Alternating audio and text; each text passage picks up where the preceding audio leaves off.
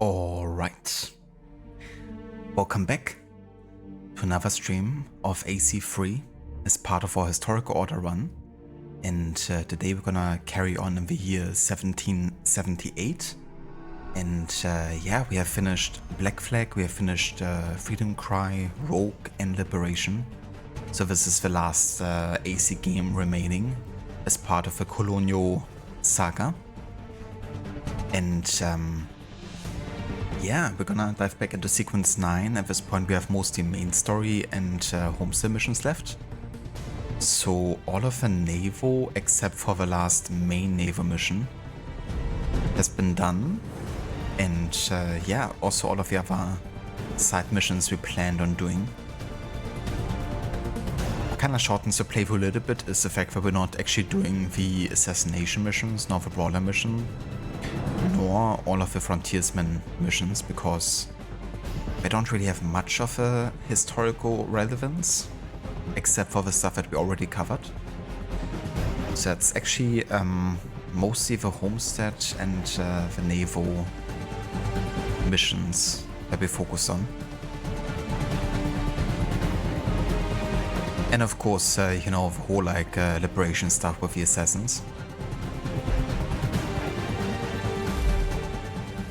But yeah, we also got definitely still a bit to do there for the assassins. Still gotta liberate the rest of the colonies. But yeah, hey there Maxi, again. I hope you're having a nice day so far. And yeah, I was actually thinking about how much I wanted to include in the chat box for like, you know, like the badges and all the extra like platform and pronouns and stuff. I ended up just choosing the badges because I thought it would still be good to maybe distinguish, you know, who's like moderator and who's like VIP and stuff. But yeah, it's definitely tricky with a horizontal bar, you know, like especially if like long messages are coming through. Plus like badges. But yeah, there's a few. I guess I could maybe try to reduce the amount of like badges, like different types of badges. That could maybe be something to add potentially, like for the customization, if it's not too much effort. That you basically have a choice to only have like moderator or VIP badges displayed. And subscriber badges, I guess, but all the other like non-Twitch related ones can't like be able to disable those.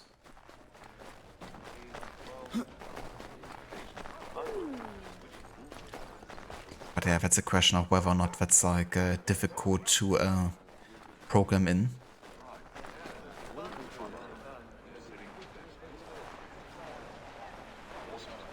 For sure, yeah, I really love the homestead missions. It's kind of nice having that sense of community and like building up a place with like people to live in, and how all of the stories between the homesteaders are like interconnected.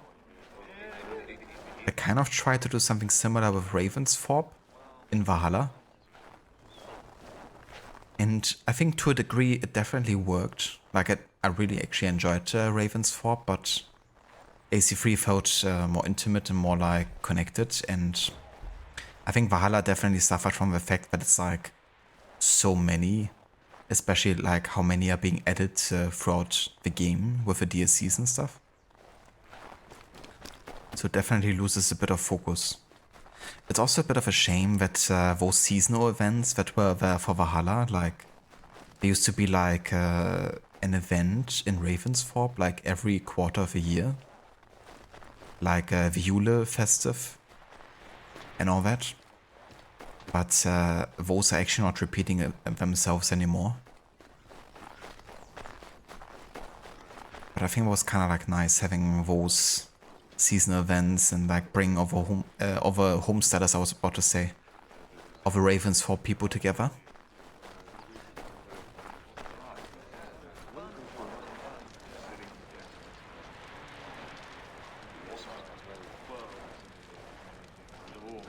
Hello there, Afro, welcome in, and good day. Ah yeah, I think I saw that you can remove BTDV and those kind of like badges. But yeah, I really love the chat box a lot. So thanks again for doing that and like also making the horizontal version. That's quite nice because I can combine the regular chat box for like stream starting and stream ending and be right back. Because I have like more of a chat box place there. But yeah, when actually streaming, then I don't want it to take up too much of like 1/4 of a screen, I guess. So it's like definitely nice from a minimal perspective to have it horizontal. So it's like the best of both worlds.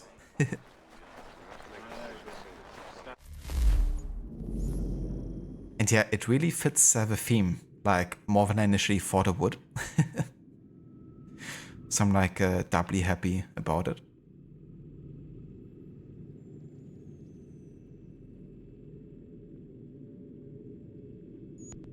Run! Go! Get to the chopper! So even though I don't have to do the, you know, like frontiers and missions and stuff, I don't mind doing some of it like if it's on the way. Kind of.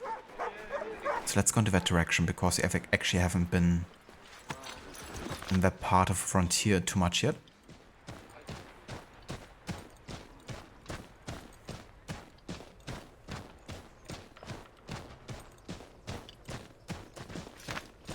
Yeah, that's true, Afro. You know, like there's definitely a lot of grind involved in getting, you know, the homesteaders the proper home and stuff as well.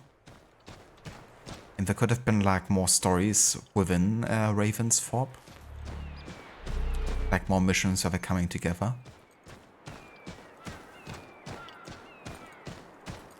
A stream? For me? Looks like I have a new letter. Looks like I have a new stream.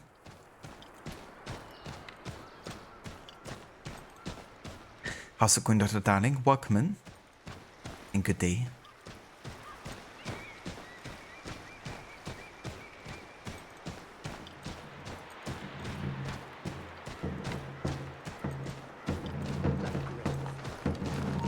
Yeah, I mean, like the base upgrades in Ravensthorpe, you know, they're usually just like about passive buffs and stuff. But there's of course some buildings that actually have like some really nice gameplay additions. I mean, Valka's Hut for the Dreams, for instance.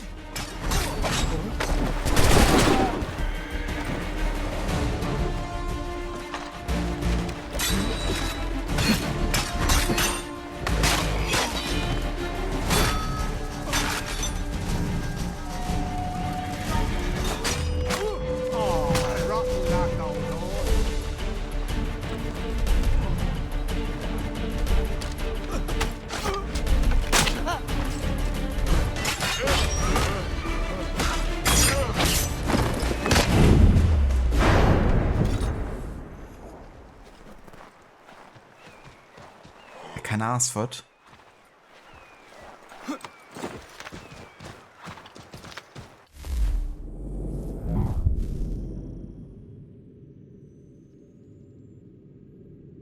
Oh, very nice, Dr. Darling. That's cool. That's they're gonna arrive tomorrow. Oh yeah, that's exciting. Best of luck with the assembling part as well.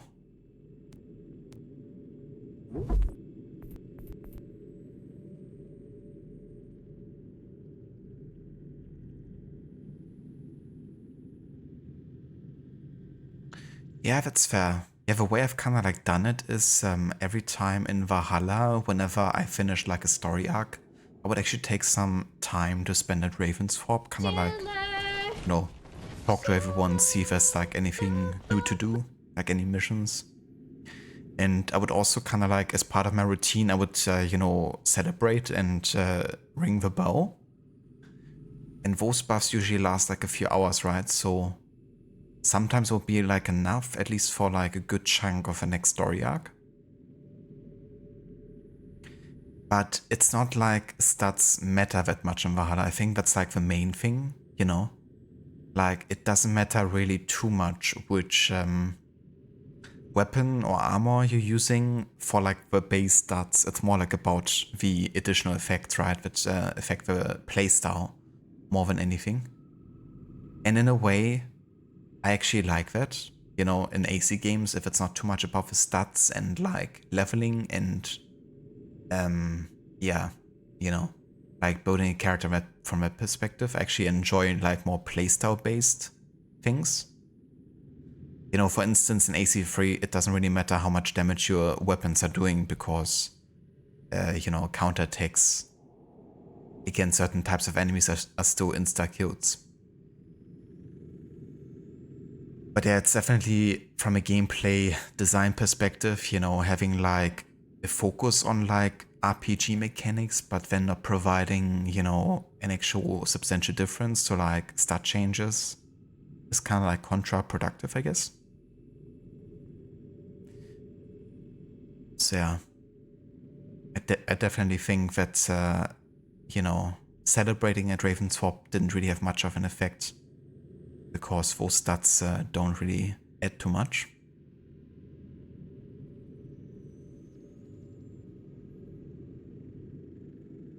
Oh damn, Dr. Darling, 100 stream streak wo?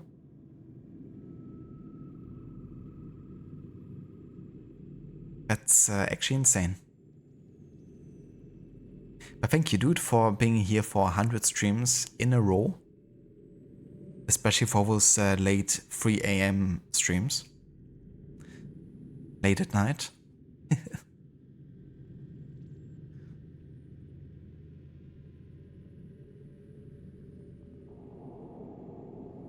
Hello, Vashella. Welcome in, dude. Ahoy. And how's it going? GG's on the Dortmund win yesterday. And yeah, I'm doing quite good. Having a nice day over here. Gonna play some more Sequence 9 of AC3 today. Getting closer to finishing this.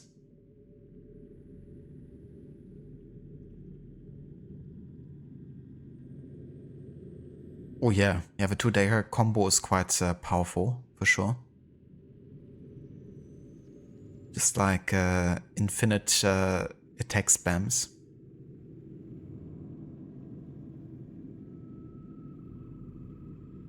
Wouldn't be surprised if I did an early morning 5 AM stream.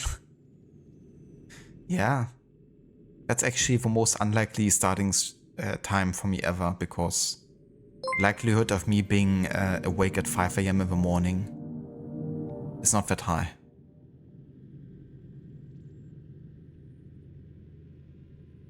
That's like usually pretty guaranteed sleep time for me. Also, Maxi dude, thank you so much for gifting 5 subs to the community. Thank you so much, Maxi. I really appreciate it. That's really cool that both Shilla and Afro actually got one there. And Arctic. Oh yeah. Yeah, congrats Shilla and Afro. Now I can spam those crocodile modes.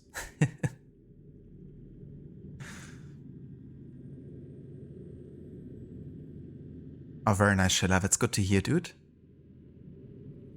Glad to hear you're doing well. And yeah, definitely was. I mean, it was like a pretty, like, level-headed kind of like competition, wasn't it? Like, roughly around the same points.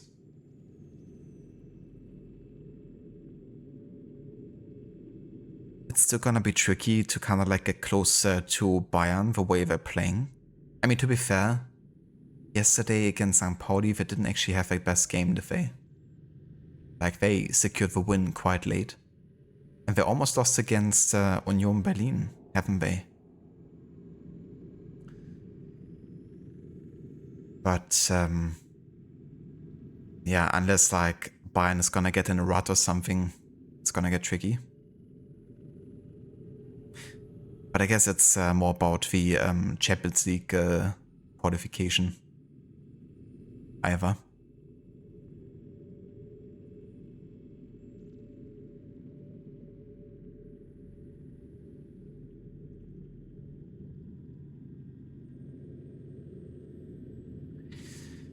But yeah, thank you again so much, Maxi, for those gift subs. And for anyone who hasn't checked out Maxi's channel before, definitely recommend doing so. Apart from streaming, he's also really into like, you know, creating tools and being really helpful, making tutorials for like the streaming side of things.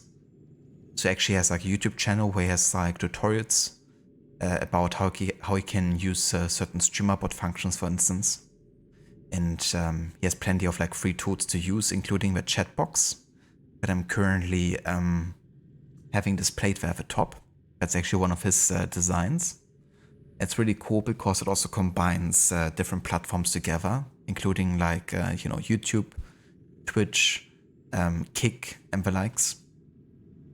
So you can actually have all those fused together into like one chat box, which is pretty neat. And at the moment he's playing some Watch Dogs 2. It's his first ever playthrough of a game. And the chat box is actually kind of inspired by the art style of Watch Dogs 2.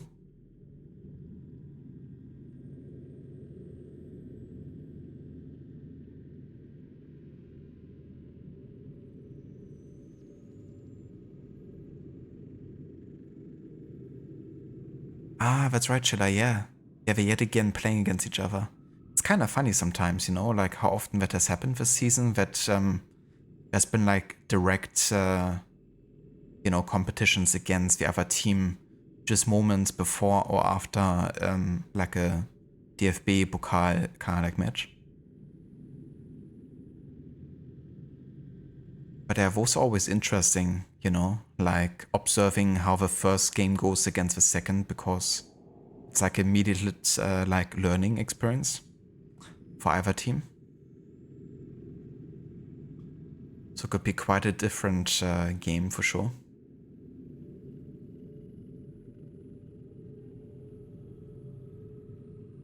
Hello there, Doppedor, welcome in, and good day to you.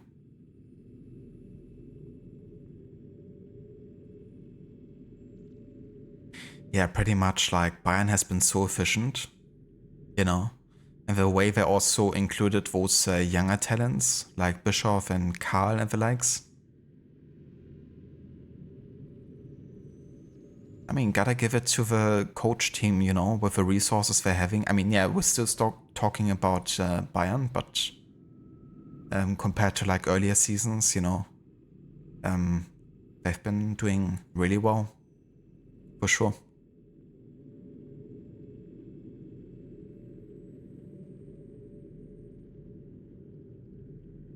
Oh, nice, I got a hype chest.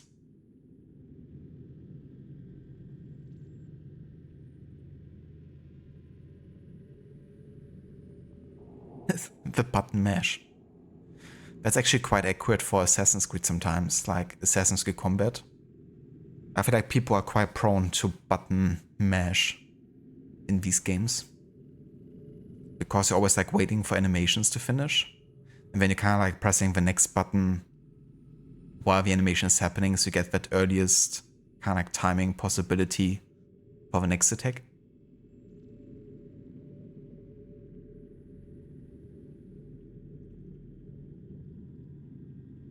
Yeah, that's right. Yeah, we're gonna go to New York and try to work out something with Haven.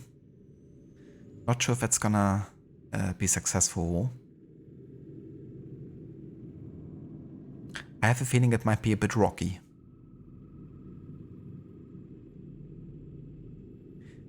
And no worries for the shout out, Maxi, whatsoever, dude.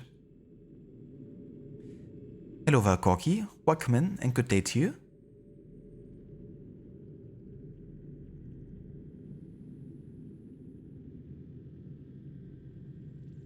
Ah, I gotcha, Maxi. Huh. So they're like more selective about who can stream there, is it? Yeah, that's definitely odd. Like, especially if you want to do it for like, testing, like technical testing reasons.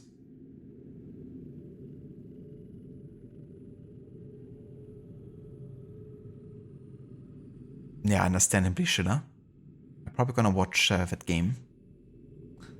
Unless we're playing at the same time as Hertha.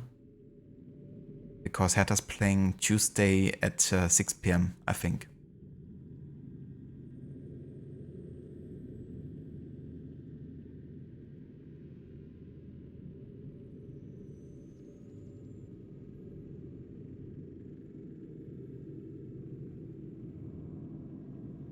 Okay, let's do the next assassination mission here.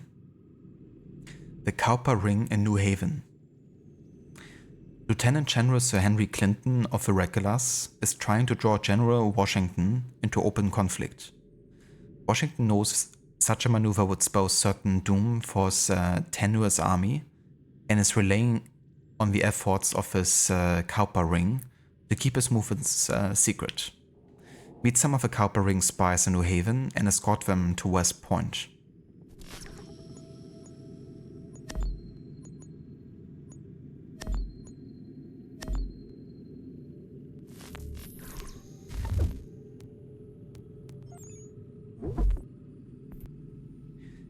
Attack on Fort Mercer. Carl Emilius von Donop has been bested at the Second Battle of Trenton and is craving retribution. He's advancing on Fort Mercer at the Red Bank out of his head and ready for slaughter. He must be stopped at all costs.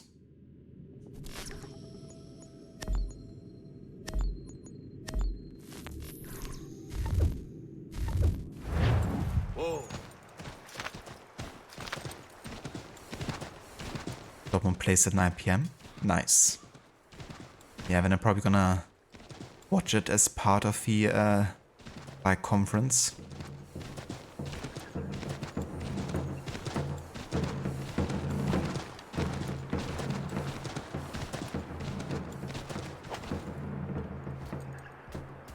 Looks like there's a chest here, isn't there?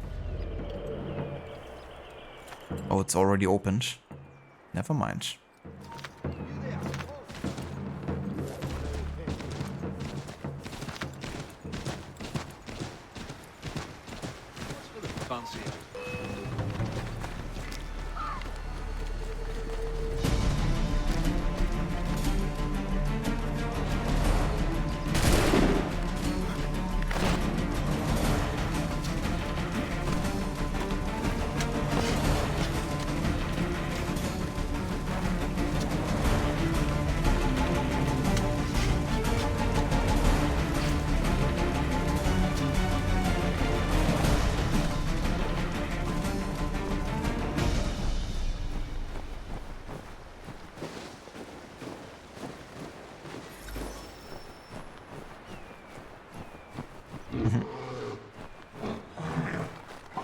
Yeah, that conflict music was hard.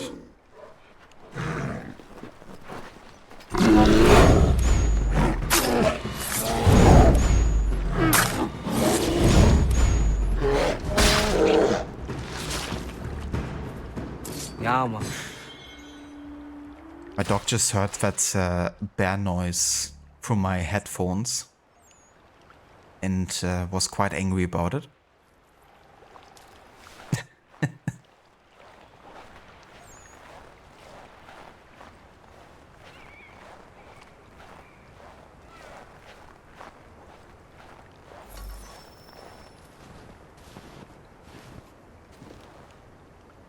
That's fair, Afro. Yeah, I definitely understand that. Like, I also thought myself sometimes, you know, craving more the AC feeling of AC3 for the Naval. Like, even though I really like Black Flag and Rogue's Naval, you know, it feels like more arcadey, but also definitely fun. But sometimes it's nice if it feels like more realistic, and I feel like AC3 does feel more realistic overall.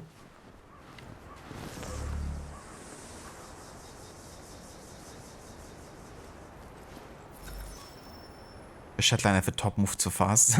Yeah, that's the thing with like long messages, like they're really long. There's definitely not enough space to cover all of it. I was actually thinking if maybe there's a way to kind of like make it 2 lines of horizontal chat. Make it maybe a bit smaller. And then 2 lines.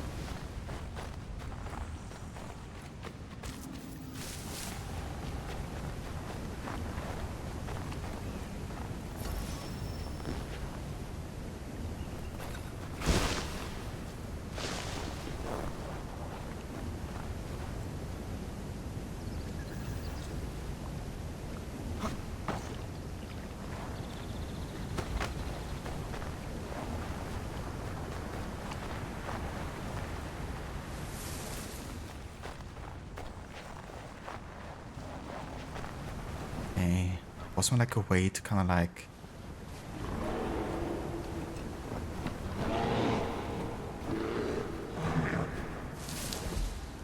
That's not the bed we're looking for. Kind of like place another body somewhere.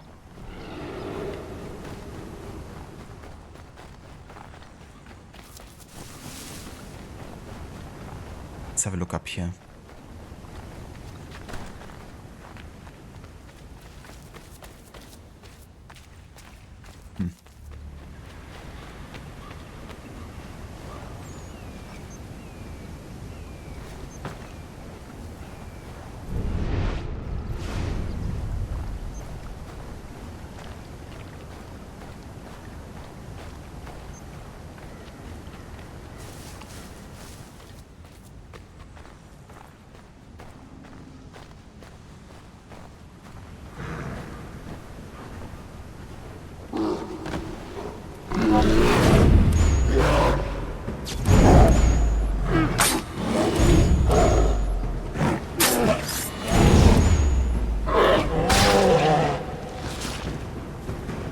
Ja, Mann.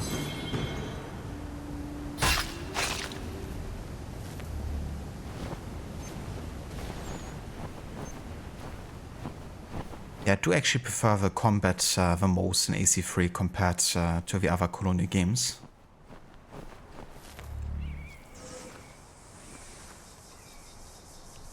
He would just be barefoot. I think he's already been barefoot for a while. Hello there, Stella. Welcome in. And good day. How's it going, dude? You haven't picked up a mission yet? I have. Yeah, we just started it here. Usually they kind of like give you like a, I guess, a checkpoint. Like a buddy that you have to kind of like put there or something. But yeah, we did start that Hunting Society mission, and yeah, it kind of like led us here to this cave. But it didn't spawn the body that I have to kind of like take care of. But that's alright, I don't have to do it right now. I feel like I might have been bugged or something, to be honest. Because in Remaster I never had issue getting past this point here. And getting the kind of like body that you have to place there to lure the bear.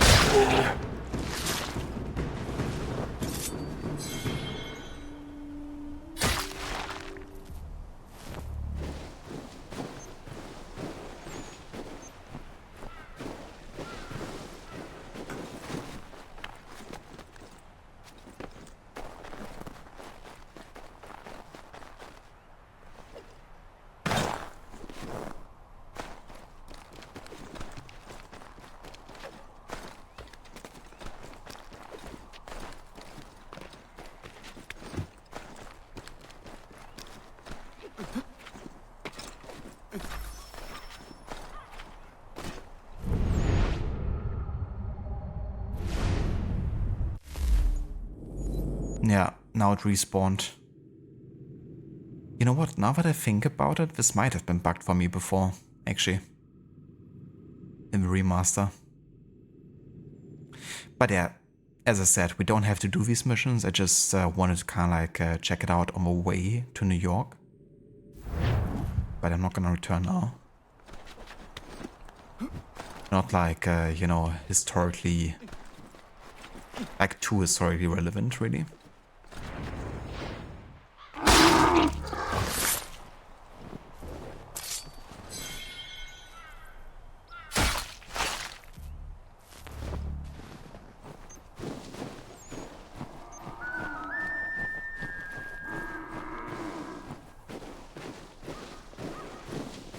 Yeah, Black Flag can be quite finicky on newer systems.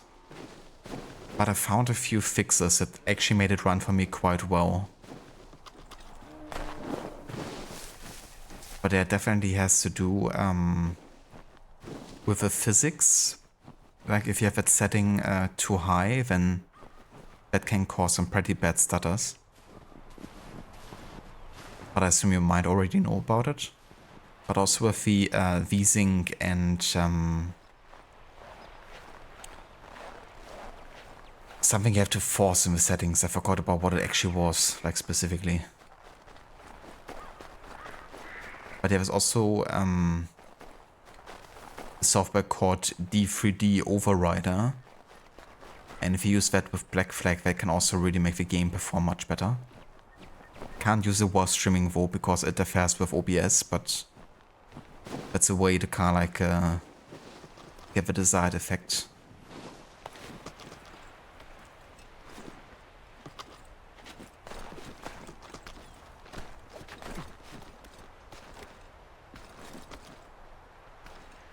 And then of course there's always the issue with the older AC games not being able to utilize all of your CPU resources. That can always be a thing too. Oh, seriously. Wow. Connor? What did you do that for? You just wanted to be stylish, didn't you?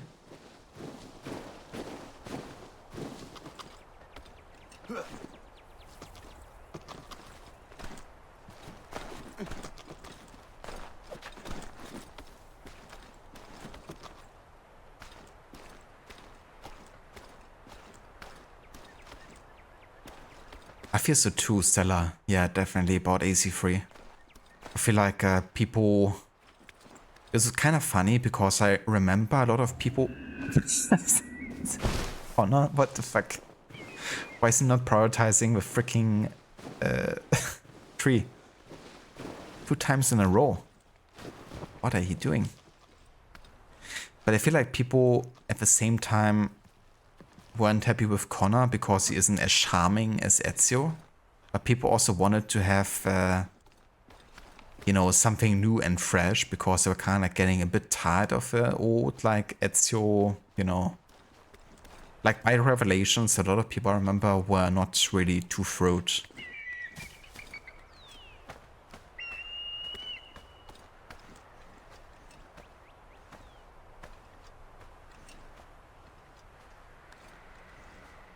Yeah, the thing is, I have to kind of like lean forward to get to the next part of a tree.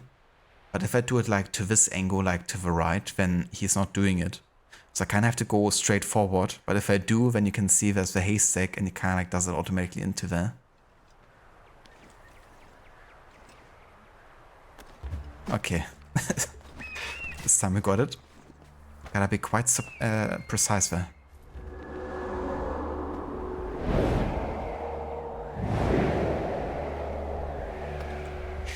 But yeah, I've always really liked AC3, I have to say. Like the change of setting. I quite liked having both Haven and Connor as characters.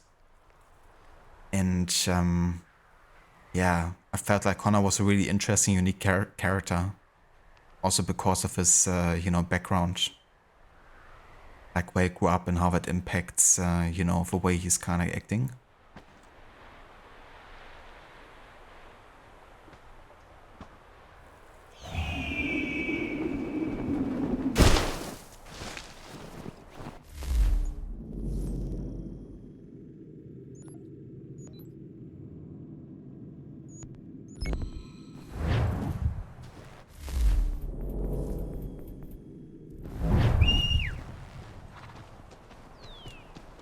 Yeah, that's really weird, Afro.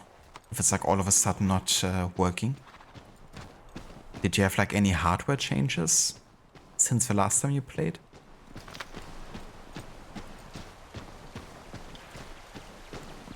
Leap of success, indeed. It was kind of like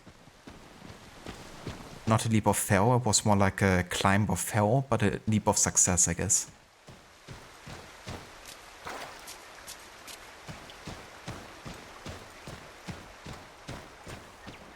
No kidding, Schiller. That's the benefit of doing those synchronizations while winter time because it's much easier to spot where the haystack is. But then summertime you can't even see through the tree you're climbing sometimes. That fella bird's watching. What's this fella doing?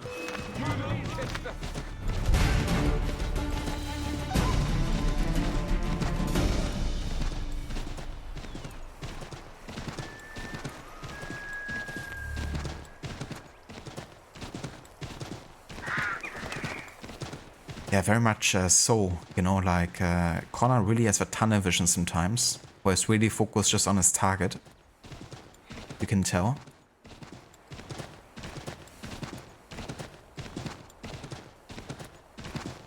But he's like super determined. And that's even though he has like, you know, no one who really believes in him sometimes. Like even his own mentor, Achilles, is basically like, yeah, I'm gonna train you, you know, but it's actually a pretty pointless fight. And by the end of the game, you know, like even though Connor's done so much, he doesn't really fully succeed in what he's setting out to do either, which is protecting his village. But there's still like, it reminds me of that conflict between Charles Lee and Connor by the end of the game. When Charles is like, you know, still you resist, and why that is, and Connor's like, because no one else will.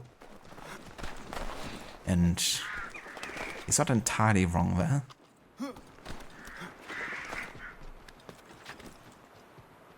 Sometimes he's like the only one believing in his cause.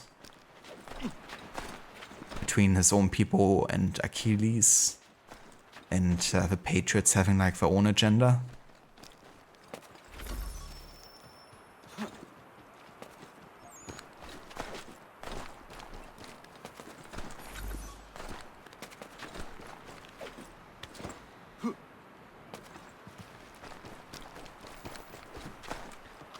Gotcha, Afro. Yeah, honestly not too sure then if you like tried already the things that I talked about with the settings.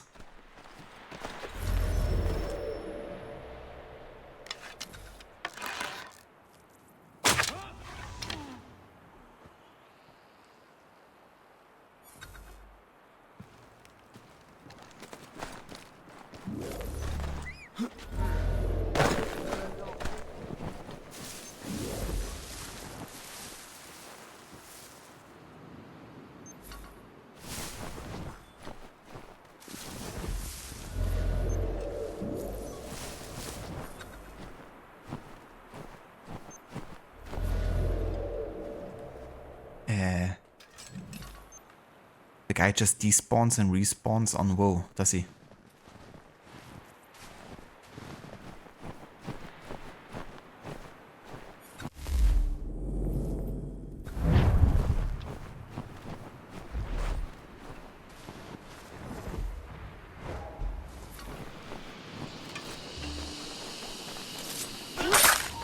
You there!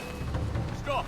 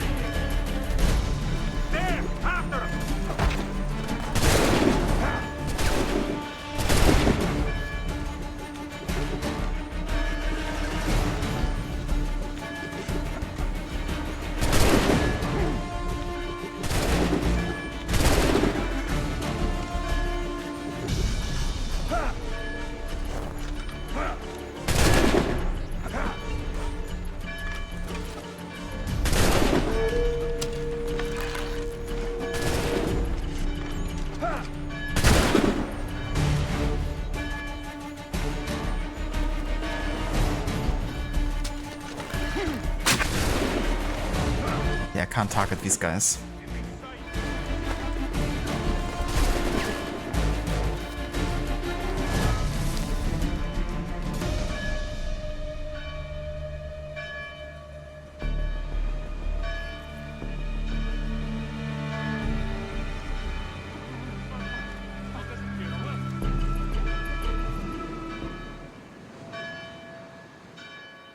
Yeah, I mean, AC3 was definitely quite the shift change overall, so it was definitely clear that not everyone would have been happy about it.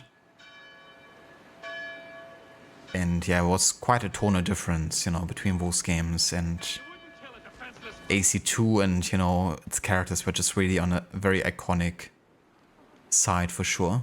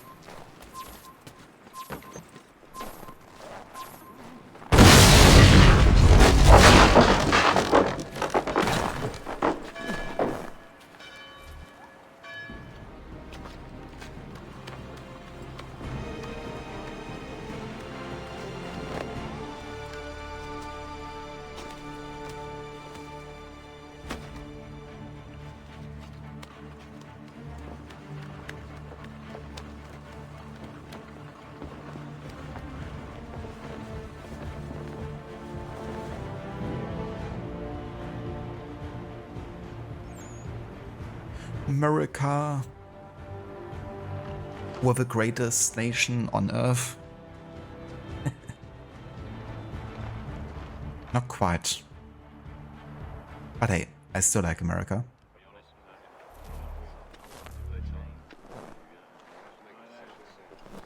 Something about him.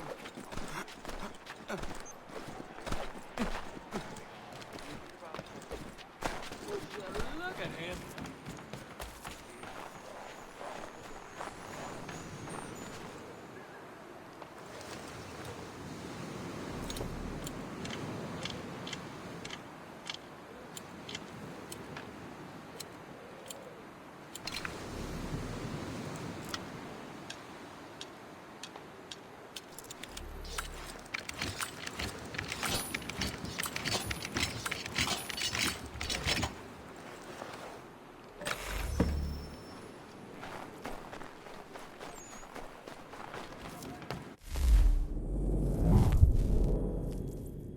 Okay, let's send these guys on some more missions here in Connecticut.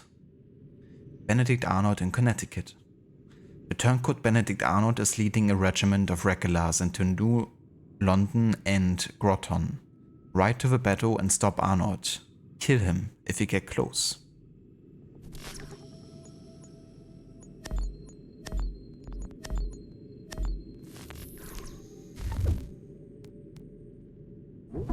And in New Jersey, we have crucial days.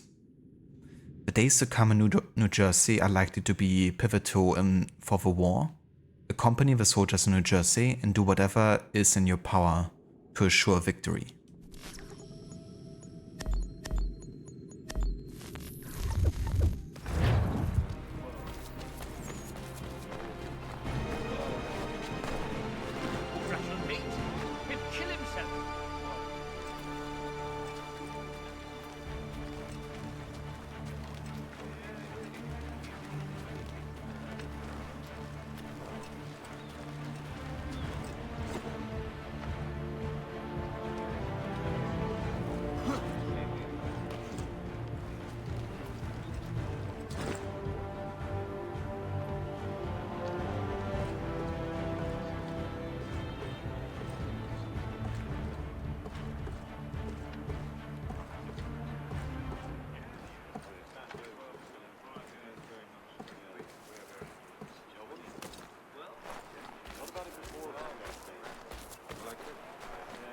Yeah, that's the one that you infiltrate with Haven and Gatsezio, Connor's mother. That's the fort.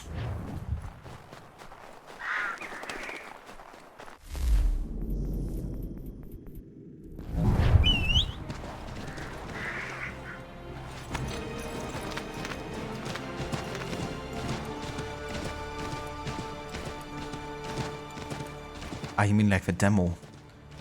Could be. I mean, I have seen that demo like a few times, but it's been like pretty long since the last time I saw it, so I'm not too sure. But yeah, it could be.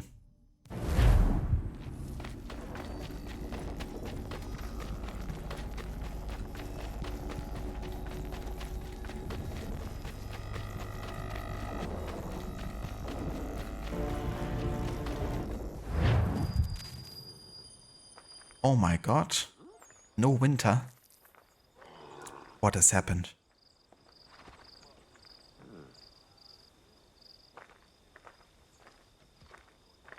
You know, it's kind of funny because we're still in January of 1778, but yeah. I guess it got an early end to the winter.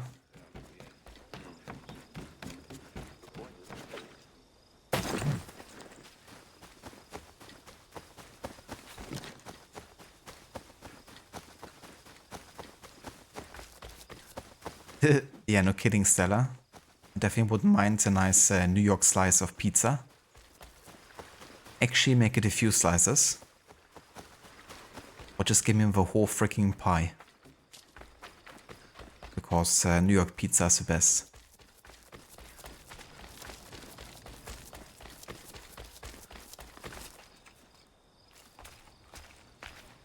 Same here, Afro. Yeah, I kind of miss those days sometimes where we had like proper gameplay demos of games, you know?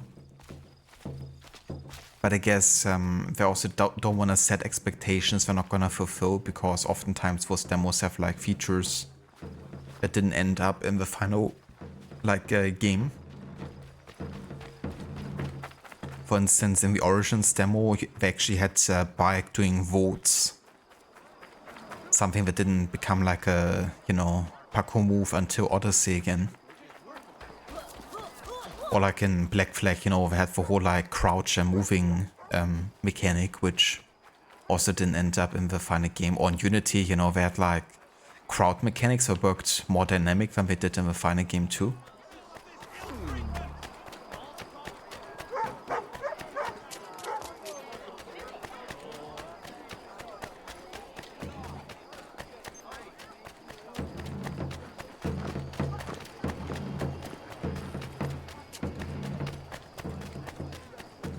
Indeed, little darling.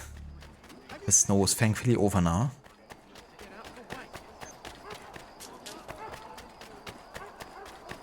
I did actually also see that demo live, the one for Syndicate. I remember like visiting some family, and I saw that was like coming up that afternoon. So I watched it.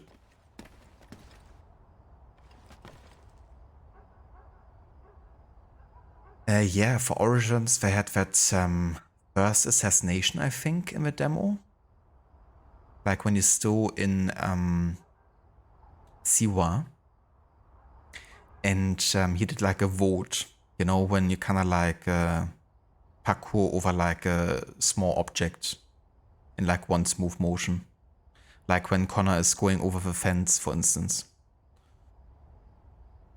That's like a move that you only have like on very selected objects, like in tombs and stuff in Origins, but you can't do it at will.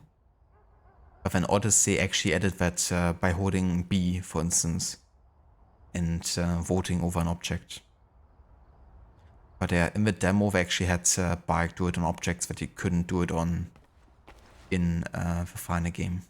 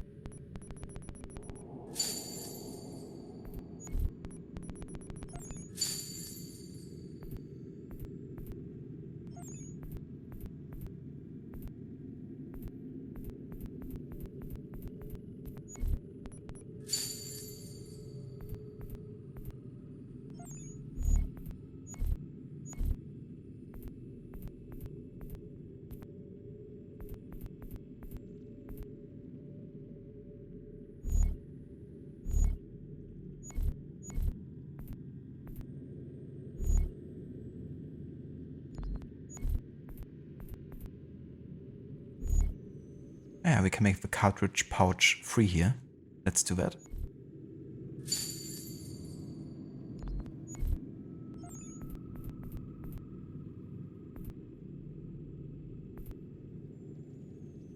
We could also make the Iron Blade War Club.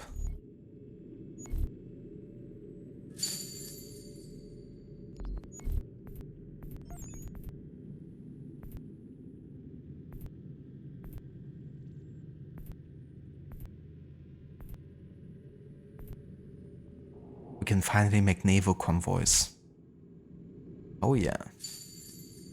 Give me those. That means more trading opportunities.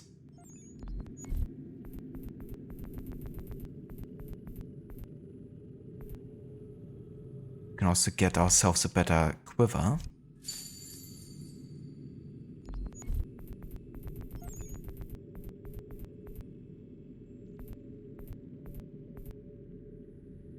We can also get the twin holsters now.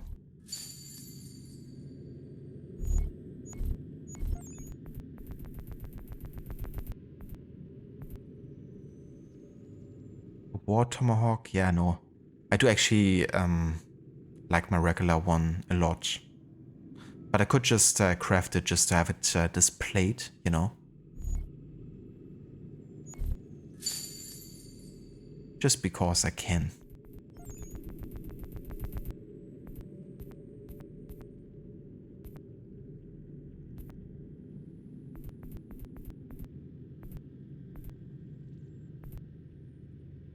And that's all I can craft here at this point.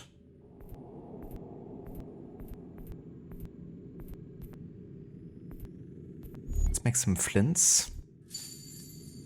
I think those are required for a bit of crafting too, actually.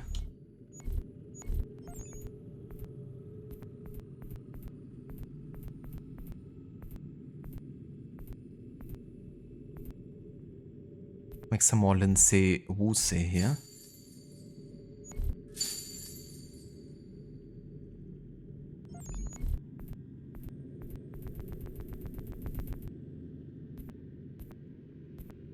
Also make some sewing threads. Wonder if that increase actually has a cap. You know, because it's like increasing by 25 pounds.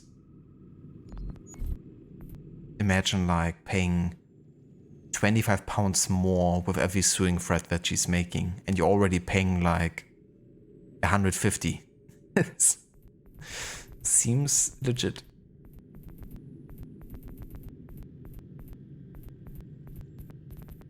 Let's also make some nails.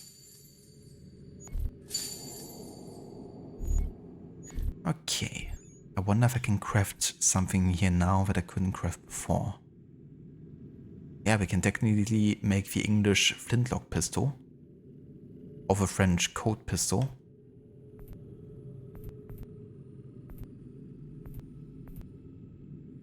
We could now get the poison dart pouch upgrade. That would be nice. The rope dart pouch upgrade too. Smoke bomb pouch upgrade. Okay, smoke bombs, super good. Let's get this.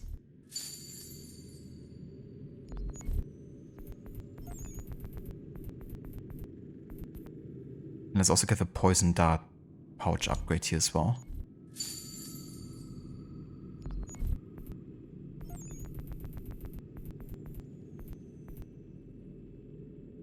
We need more swing threads here for the rope dart pouch.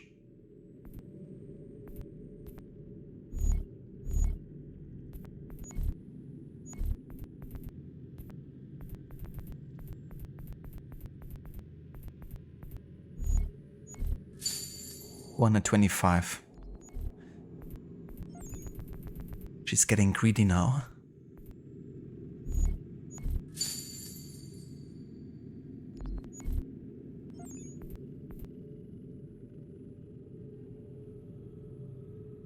Washington sword or Lincoln sword? I mean, it's difficult. This one looks pretty cool, at least on the preview, I would say.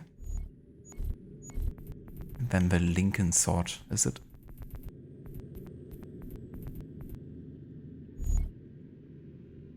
think I prefer the Washington sword, at least look-wise.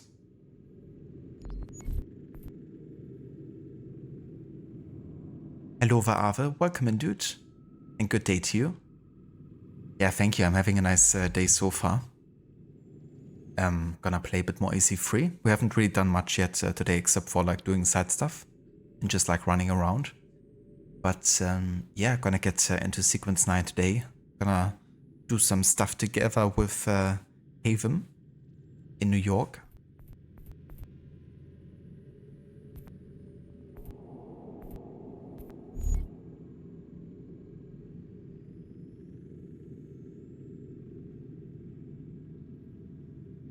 A French pistol. Gotta censor that.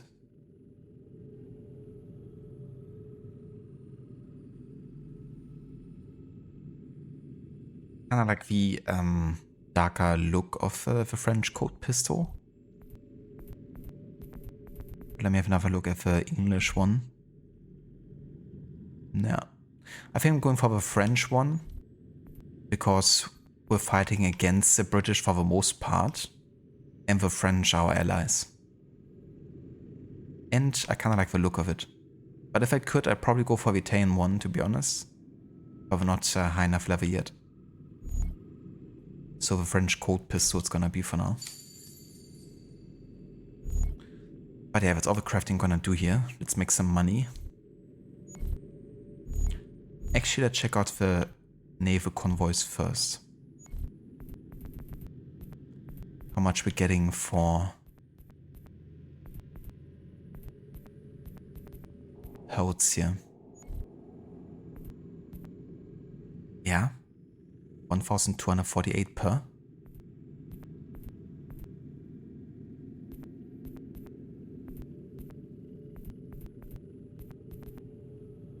Let's go for Louisbourg then.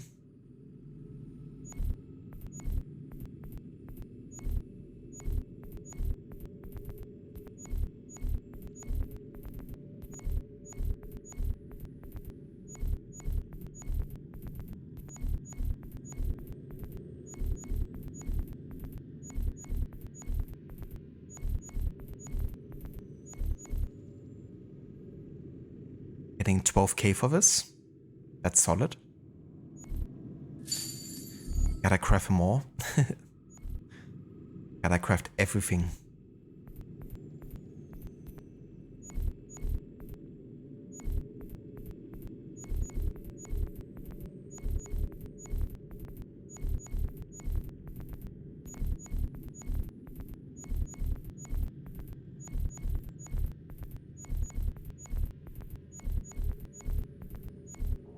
No.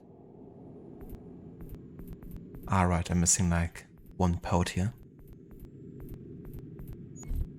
Connor has some.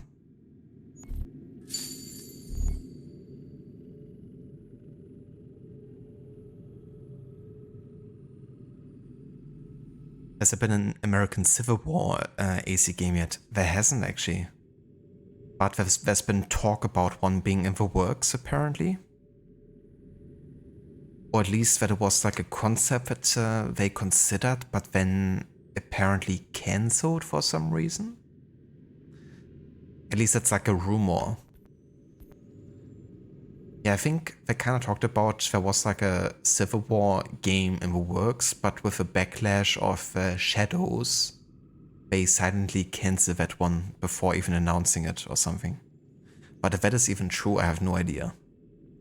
But just like a rumor that happened.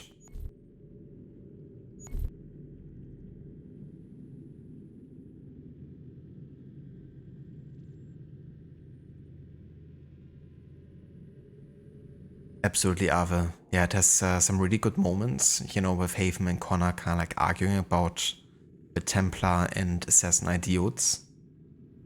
And, you know, highlighting their own hypocrisies to a way. But I quite like that, the way it's done. Okay, let's sell some AO here. also Rhinelander's Sugars is giving us quite a bit of money here. 500 per AO. That's quite decent.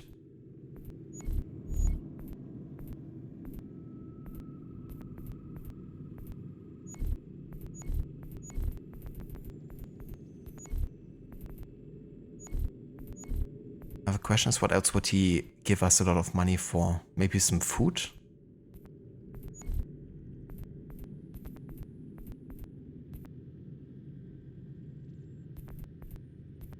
This guy gives us more for that, but it's only like an extra travel time of 2, but also a risk of plus 10%. You know, I wonder, because one of our convoys is technically still being attacked, right? And it's kind of like been bugged into eternity. And since then, even though I haven't done a lot of trading, like none of my convoys has been attacked so far. I do wonder if the fact that the one is being like permanently being attacked is leading to me not being like my other convoys being attacked anymore. Not too sure. But let's see and find out if it is the case.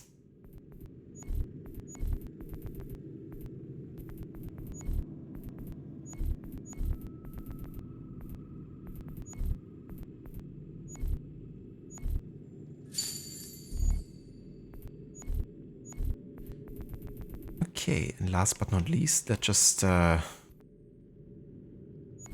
some ship mass. Why not?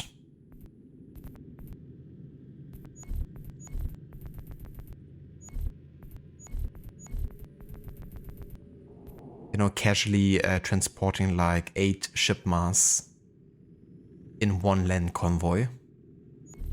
Classic.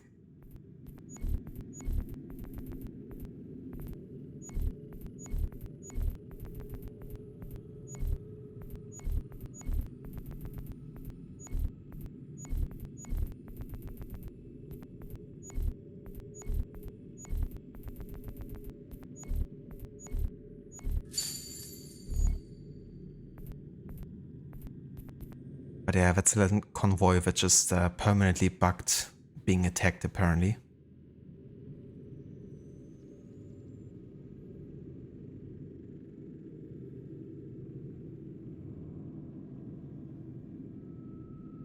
But yeah, how are you doing today, Wo Ave? I hope you're having a good day.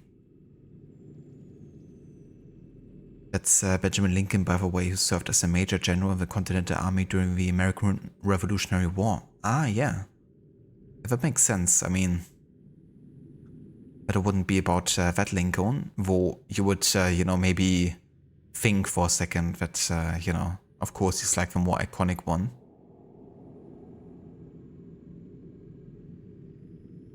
But yeah, that definitely makes sense. Yeah, exactly. It's like, why did Abraham Lincoln get mentioned here in the first place? I guess because America gotta be even more patriotic. Settlers is a big money. Yeah, like definitely, like also things you make out of pelts, animal products for sure. Like for example, fine clothing can sell for a really good amount of money too, if you make it.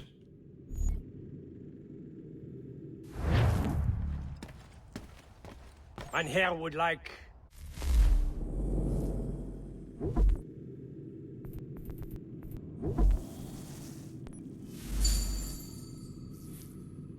Hello Vermita, welcome in dude. And good day to you, how's it going? It's going good over here. Yeah, having a nice day. Playing some more AC3. Doing some crafting and the likes. And very soon we're gonna meet Haven in New York. For Sequence 9 here. Well, we already are in New York, but I still have to get to him though. How's your day going, Amita?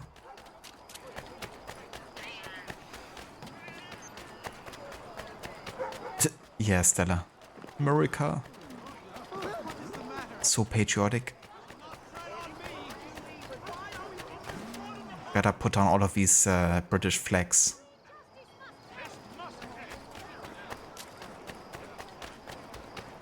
Gotta do that Fort Liberation animation with every flag in New York now.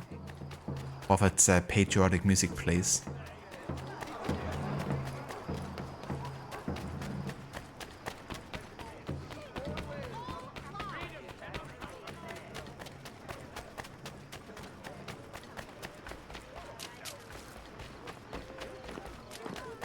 Did it not change our weapons after crafting?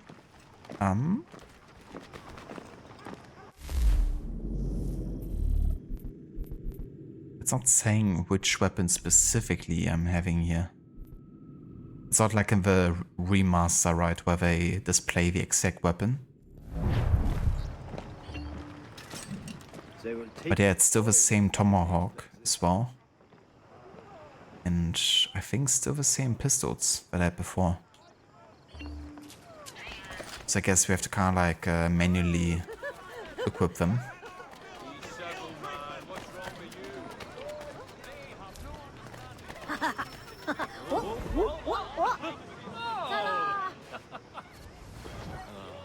Oh, very nice, Amita. That's good to hear, dude. I'm glad you're doing well. What did you make for lunch today? Oi. These kids just pushed me at a freaking bench.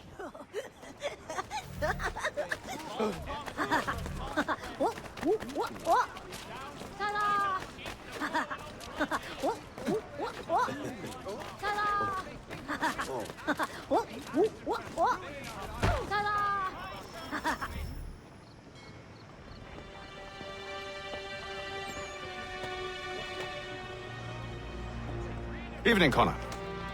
I see you made it here in one piece. Recovered from your beating, then?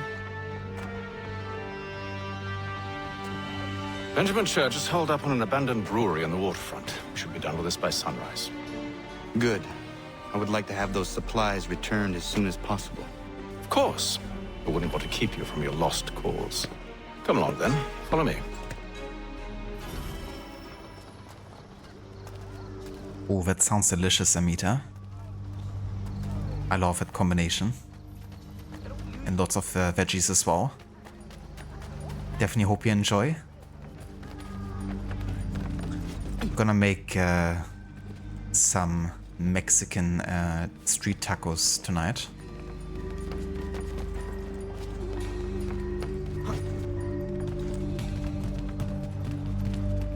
With like homemade corn tortillas and stuff.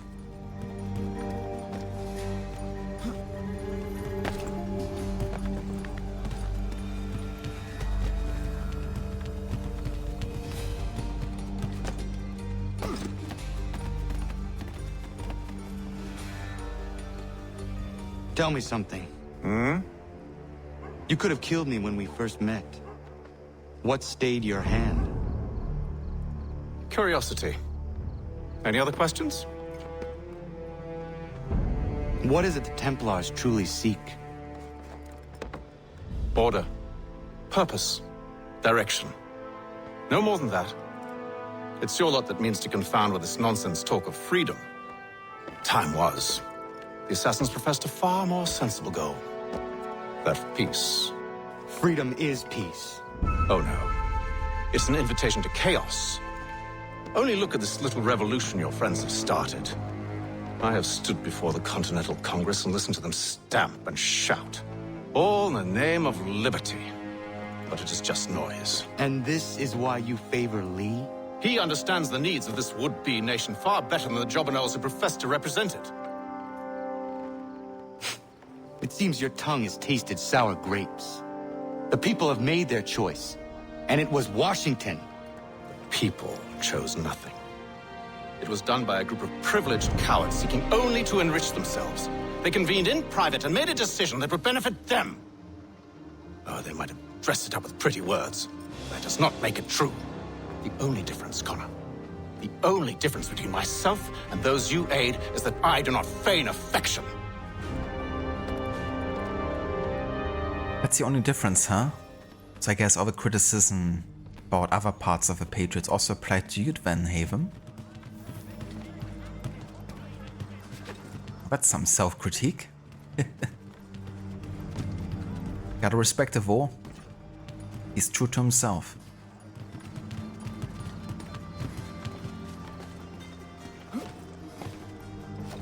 I like when Connor says, it seems your tongue has tasted sour grapes. It's like a nice way of saying that, you know, Haven has become quite cynical. Whereas Connor is, you know, super idealistic as a character. That's a good way, I think, to also symbolize the Templar and Assassin difference, you know. Like what the Assassins want, you know, is very difficult to actually put into place as well. So it's definitely quite idealistic in a way, you know, that everyone's gonna be free and safe at the same time. And everything's gonna work. The Templar's outlook is much more cynical. Clever bastard. What is it? I was hoping I could wave you past the guards, but he's replaced most of them with men I don't know. Well, I should be able to pass without arousing suspicion, but you... No. We do this together or not at all. Then what do you propose? I will find a guard who is off duty and take his uniform. Very well. I will wait here then. Of course you will. Oh, I'm sorry. Would you like me to come along and hold your hand, perhaps? Provide kind words of encouragement? Half of a year, what?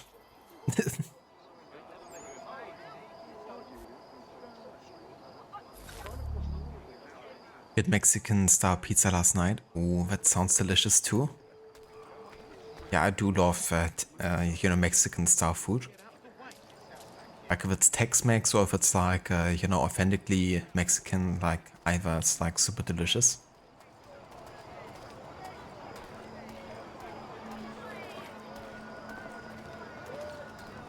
Yeah, the Invisible War was also in the OG, it seems. Some issues aren't exclusive to the remaster, that's for sure.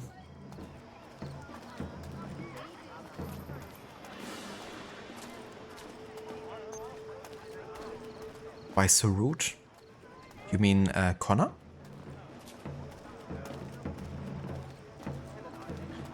Yeah, Haven, you and your allies don't meet in private and make decisions that only benefit you and your cause and then put it in fancy words and try to force it to everyone? Never. Yeah, no. No, Haven wouldn't be hypocritical. But that's why I think it's funny that Haven says the only difference between me and those who ate is that I do not feign affection. Here's a perfect. Being so critical of what he just talked about, the, you know, Patriots, is kind of like... It almost seems like he's not even fully aware of his own hypocrisy in that moment. But yeah, you know, it's like... kind of like pointing it out to himself, really. Damn! Some sort of great palsy? Are you all right, Frank?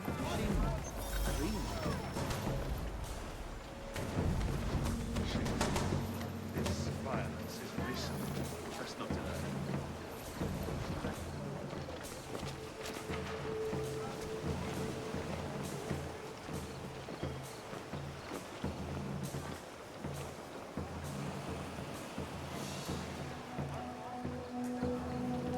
Yeah, they're off to stand right on the body to investigate it, apparently.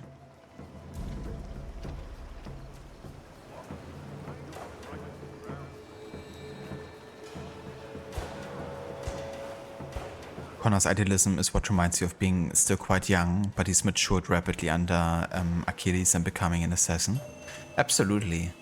And for Connor it's even like doubly different because, you know, his cultural background, the fact that he's not fully familiar with, you know, the colonial people and their customs and the way they're living and behaving is just adding on top, you know, to him having to adjust quite fast and heavily.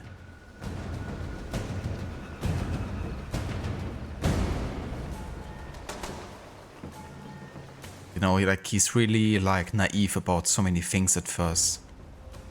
Like even, you know, when like Achilles is talking about having to rebuild the homestead and, you know, Connor's just like, yeah, you know, shouldn't it be super easy, you know, just buy it. Just do it. So what, these guys are just gonna stand here forever then?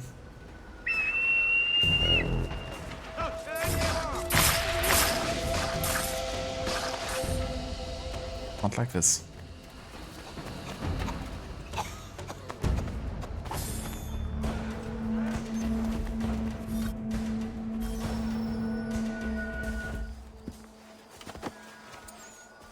That should suffice.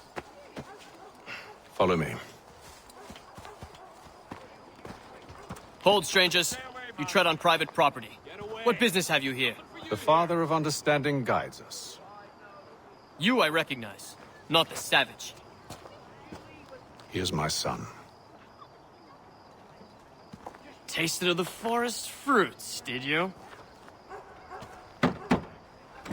Off you go then.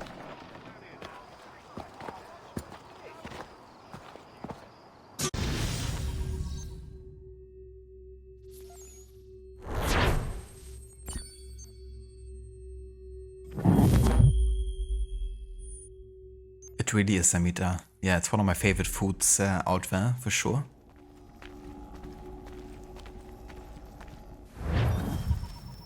Since Levy has lived in Mexico for quite a few years, she's introduced me to like so many dishes. But I wasn't even aware of it first. But yeah, it's like such a good cuisine.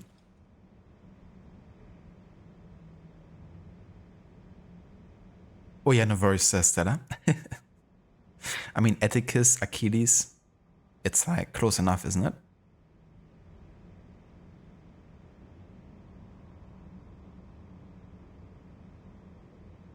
Yeah, it's definitely an interesting discussion to have, Afro, you know, about what it is the assassins really want, you know, because if you want to have liberty, you know, then it's a question of like, okay, where do you draw the line, you know, like, obviously they draw the line, you know, that's why they have the creed, you know, for example, liberty can't go so far as to, you know, risk the life of innocents, you know, they're kind of like, you know, something that should be left untouched, you know.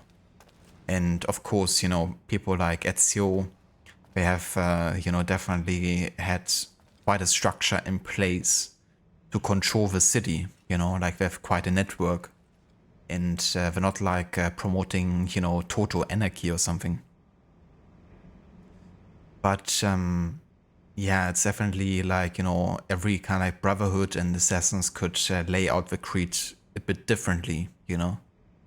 And it's always a question of, okay, where are they drawing the line? And how far are they willing to go to protect what freedom is in their eyes? Whereas the Templars are seeing it more of an illusion, you know. But yeah, some Templars are also more mild-mannered than others, I guess, as to how far they're taking, you know, how much control they might want to enact.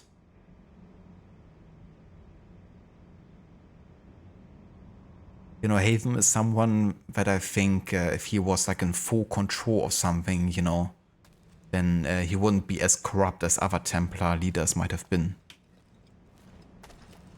But I definitely wouldn't look forward to his version of a Templar ideal world either, I would say.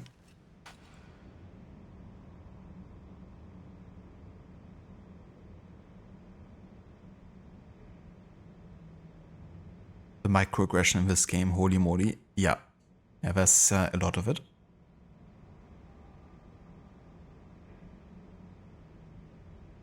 So many food pics on Discord lately. Am I considering becoming a chef? Yeah, definitely not a chef, because then I would actually have to go to culinary school or something, which I'm not planning on doing. But I guess I'm definitely a home chef or something of the sorts. But yeah, cooking and like food and stuff is one of my main hobbies, I would say, actually. So I would say I'm quite decent at cooking. But definitely not anywhere close to like chef level, like, you know, proper chef. That's all just self-taught stuff.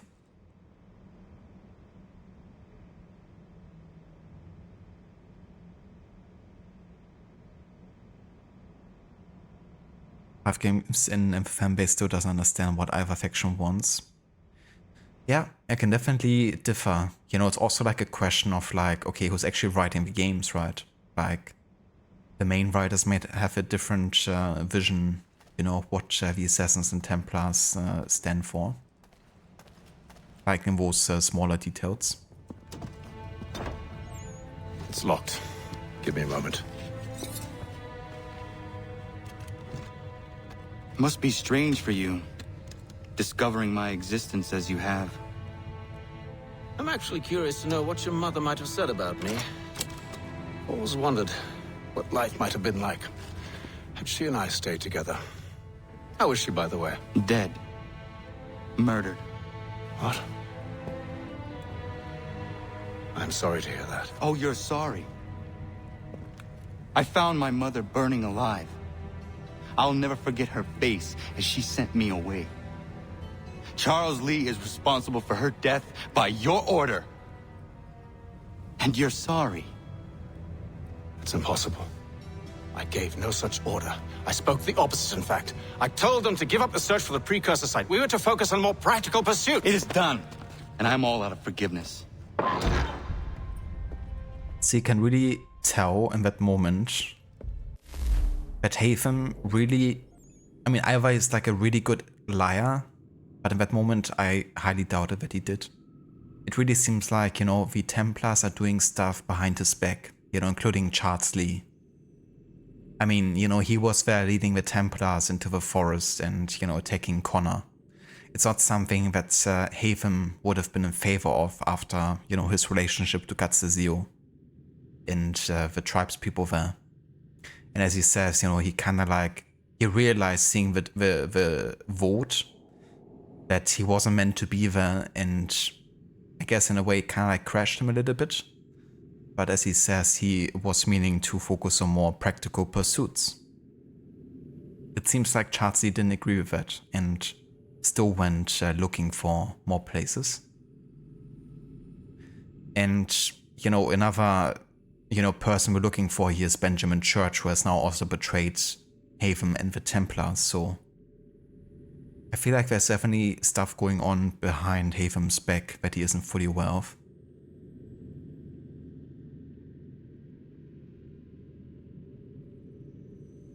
And you can really tell that he's like actually quite affected by the death of Gatsazio, even if he's a very pragmatic, you know, kind of like person.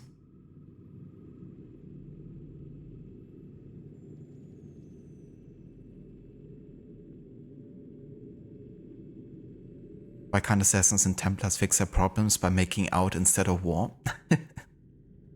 Make love, not war, is it? Yeah, that's what Unity is about, isn't it? Elise and Arnaud, Templar and Assassin. They do make out quite a bit in that game.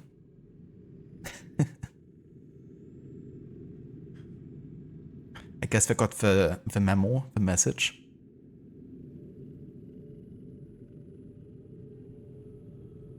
Ah, gotcha, Afro, yeah. That would definitely make sense. Since I haven't actually read the Forsaken novel, I never got the full, like, background info there on his thinking. But yeah, that would definitely fill in the gaps and make some of his motives more clear.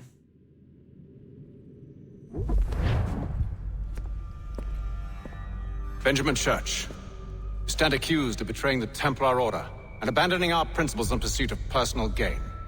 In consideration of your crime, I hereby sentence you to death.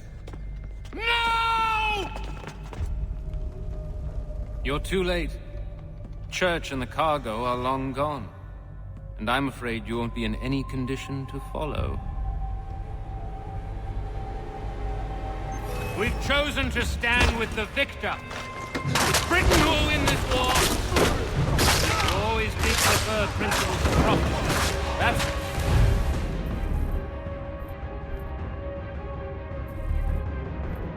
why your little kingdom started to crumble.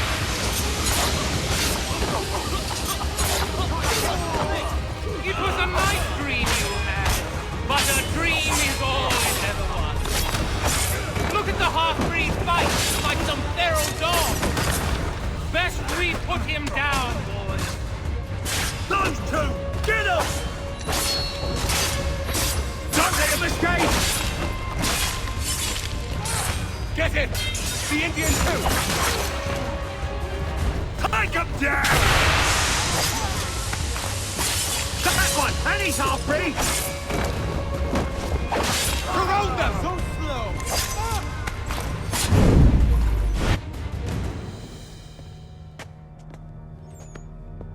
Where is Church? I'll tell you anything you want. Only Where is promise Charles that you'll Lee let gone? me live. Where is Charles Lee?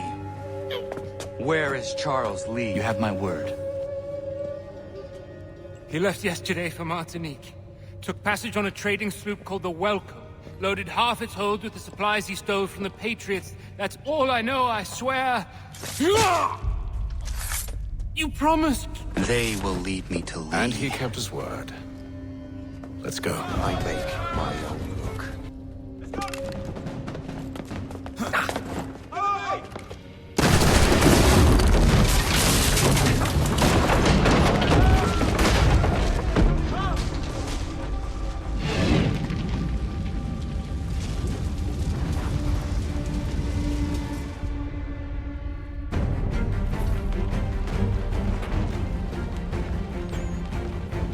We need to get out of here. You don't say. Now is not the time for sightseeing. It's not. It's not the time for sightseeing. Why haven? I wanna sightsee so bad.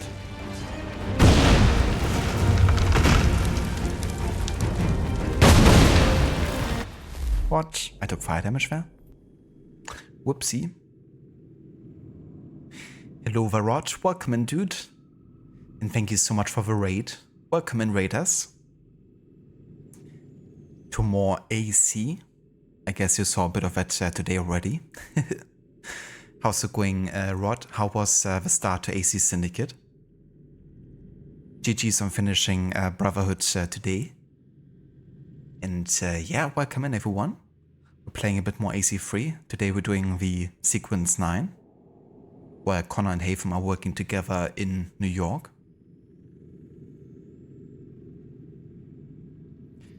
Yeah, Dr. Darling, where is Church Lee? Give me Church. Welcome back, Amita. And welcome back, Maxi, as well. Thank you for giving the shout out there to Rod. For anyone who hasn't checked out Rod's channel before, definitely recommend doing so. He's just started doing a playthrough of AC Syndicate, where he's doing like a twin focus style, or the other perspective style, I think. I'm not sure how it was actually exactly called. But yeah, he's celebrating the game's 10th anniversary. Yeah, it's crazy to think about, like 2015 is when it launched. And yeah, he's also been doing it for Brotherhood, where he did the music focus. And he's also gonna do it for Chronicle China, who's also celebrating 10 years. So definitely a good amount of AC content coming up on the weekends. It's time for raiding. Hell yeah. I hope you had a good stream today, Rod. How did the rest of Brotherhood and how did the start of Syndicate go? Hello there, Vegas. Welcome in. And thank you also for joining in with a raid. Okay, so we took fire damage here, which means gotta reload.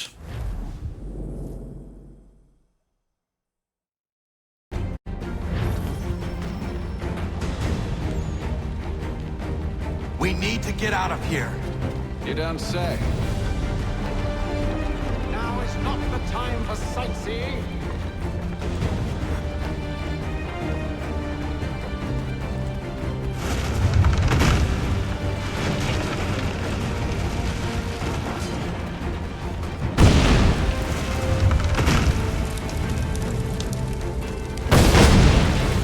So close, yet so far. We'll need to find a way around the flames. Get back here, traitors! Oh, how I'll enjoy making you pay for your betrayal. Church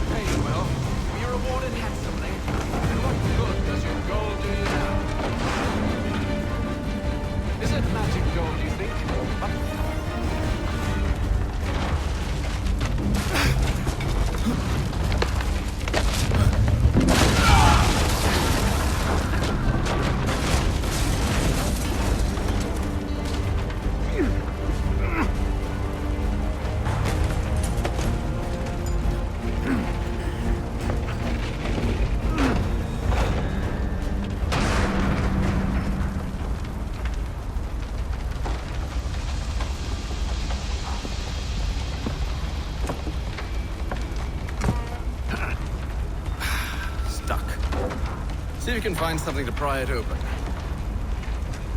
Honor? What are you up to? No, don't do that. There's no way of knowing what's on the other side! Connor was waiting his entire life to do that. We do now. It's pretty cool how we take like a leap of faith together, you know. Connor's like, I'm gonna make you an assassin again. If you want it or not. Search is at least a day on us. We must move quickly if we're to catch him. I have a ship we can use. Meet me on the pier when you're ready.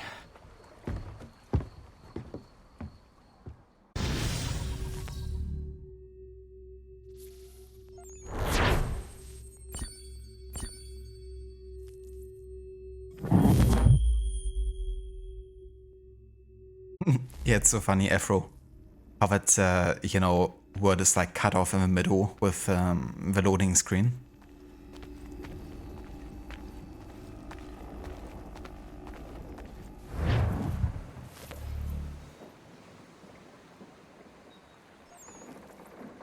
Rodder was great things. There was some different music in the Da Vinci DLC amongst some from the main game, so it was good to include.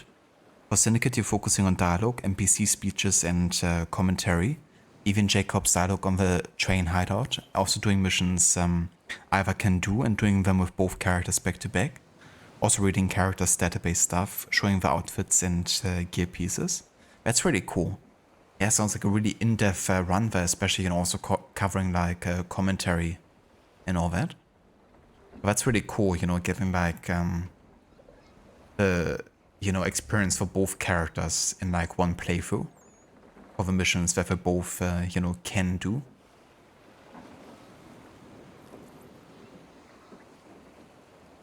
But I hope that's been fun so far, doing that focus. And no verse of a shout out either, dude. Yeah, no kidding, Afro. It's really funny how Hatham doesn't have that much Naval experience, I guess. I mean, a little bit, but not to the level of like, you know, Connor or Edward. Yet he still thinks he knows everything better. He thinks he even knows it better than our first mate. Who's been like basically living on ships most of his life.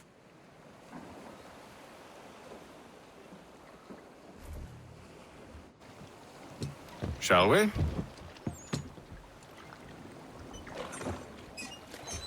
Alright, so for this next mission we're moving into March of 1778. So that's about 1.5 months of passing, probably.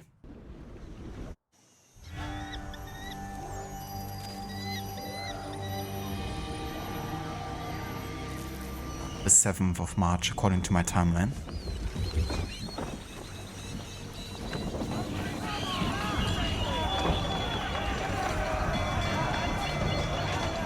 I told you this was a poor heading. Church is surely days ahead of us now. Have some faith in the boy. He's yet to disappoint. Well, the bar's not been set very high now, has it? Bitch, please. We're closer than you think, Father.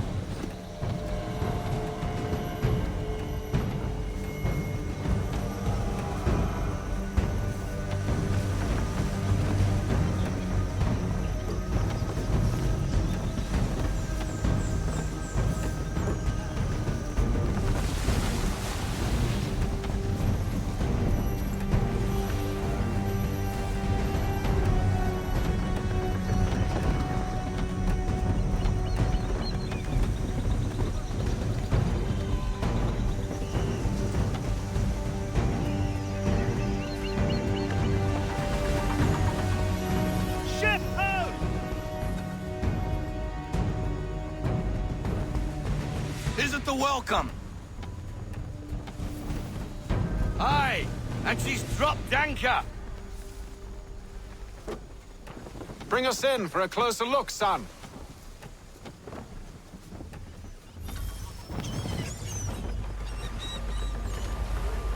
It seems the ship has been abandoned.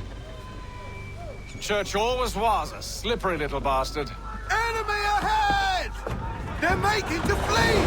After them! We need more speed. Bring her into half sail. Slow her down to half sail. Bend them all, full sail.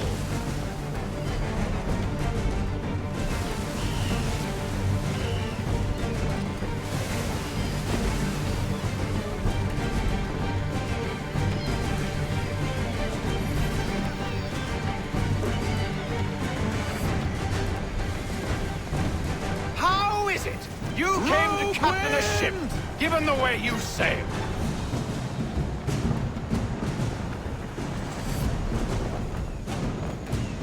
It's interesting how quickly Haven loses his nerves here. Ease her up! Half sail! Perhaps someone with more need every experience knot, should full take the sail. wheel. We need to ease off half sail.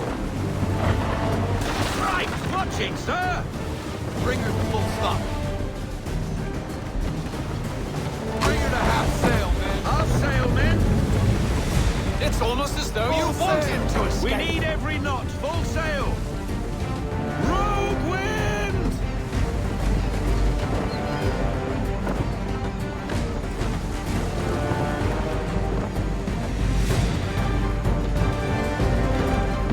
Hurry, son. We won't get a second chance at We this. need to ease off half sail.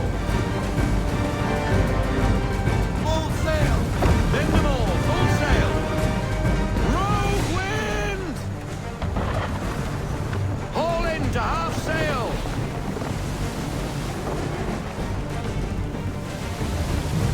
Unfurl everything, full sail. Speed, Connor! We need more speed!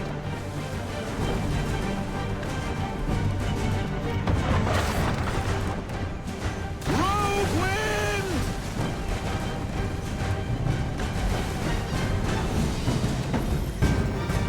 She's passing between the cliffs, boy, and the Aquil's too big to follow. We need to go around. God damn it! We're going to lose him! What other choice have we? Those rocks would crush us. The current here is swift. We still have a chance. Enemy ship approaching! Ready our weapons! Prepare to return fire! Church is using the ambush as cover! Take him before he escapes! Send that bastard to the seafloor! No! I need his ship afloat! The cargo must be saved! Fire! Fire! Stop him, Connor! Give me the Fire!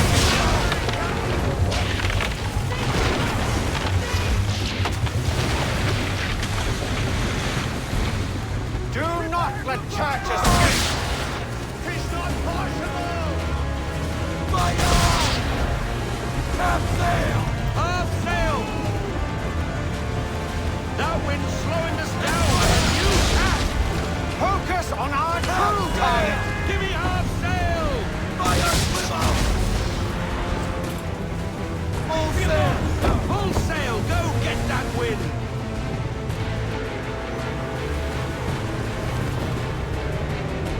Men! Prepare to board!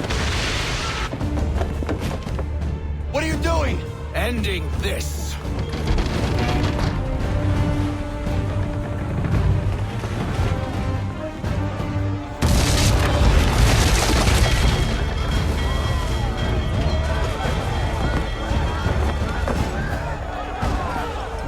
Secure the ship! Hook us in! Bring her close! To arms! To arms! Man the swivels! Cover from the quarter deck! Secure the outline! Eye off the bow! Hiya!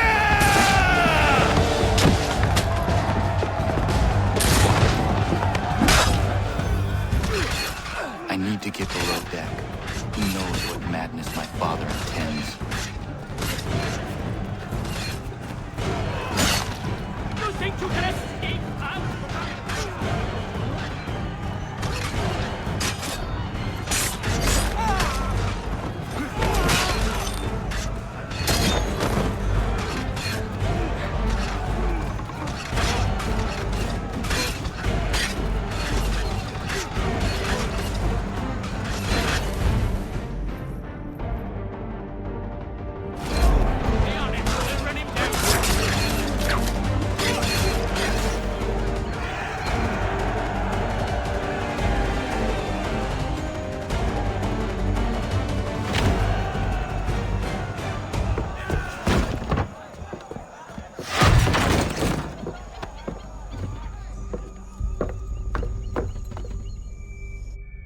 Empty. What has Church done with the cargo?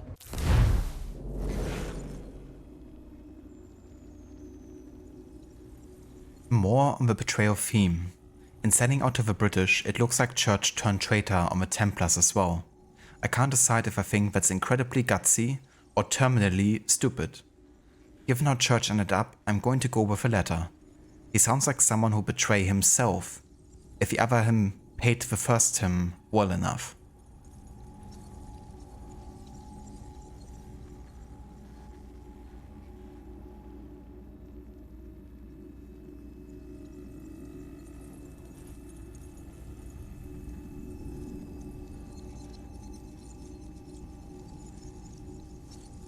Ah, gotcha, Rod. Yeah, that definitely sounds quite time intensive, like holy shit. Because I was actually wondering, I was kind of like lurking on you earlier, but I couldn't really, like I was just like in the background. But I saw that you were still in the Jacob like starting memory in like 2 hours into the stream. So I was kind of like wondering if you did like a lot of like pre-stream stuff. Or if the approach you were doing just took that much time. But that's really cool though that, you know, you're doing it to that detail as well. But yeah, like, it's cool to see, you know, how much there is sometimes that you're just like walking past without even realizing that it's all like happening, you know, like so much time that's also like spent on making all those details that might be lost to others.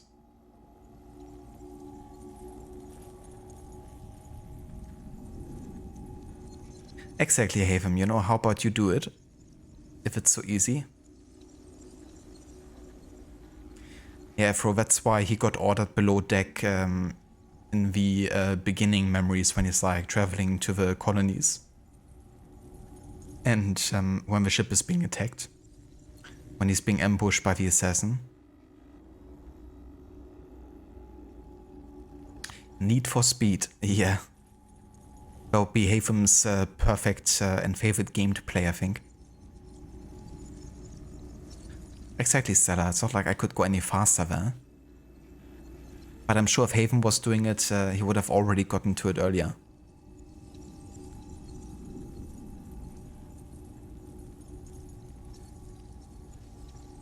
And the funny thing is that would we have succeeded in getting the schooner earlier, then the schooner wouldn't have led us to Church. Back to the main ship.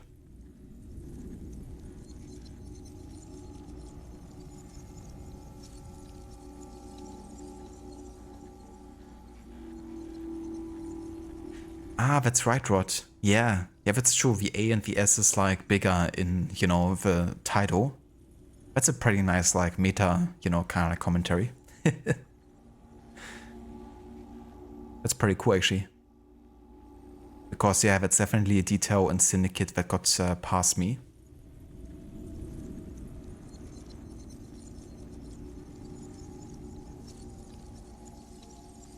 That's what I also thought, you know, like Haven actually doesn't care whatsoever about, you know, putting any damage to Connor's ship. And Connor's already doing him a favor by even, you know, offering the ship to do this mission with. But yeah, the fact he's just, you know, pushing Connor away like that and just taking leadership is just really darn rude and inconsiderate.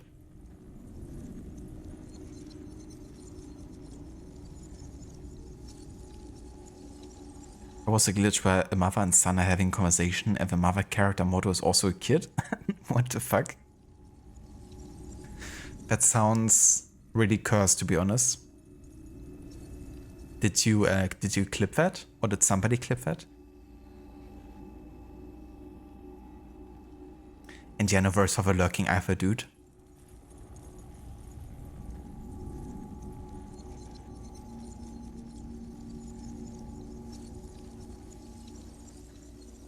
Ah, gotcha. Yeah, that also makes sense to kind of adjust the, you know, audio volume so you can actually, you know, hear what is being said better, because sometimes it can be quite in the background and quite quiet, I guess.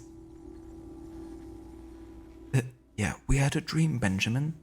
That is honestly one of my favorite performances of Hapen's voice actor, like his talk to church.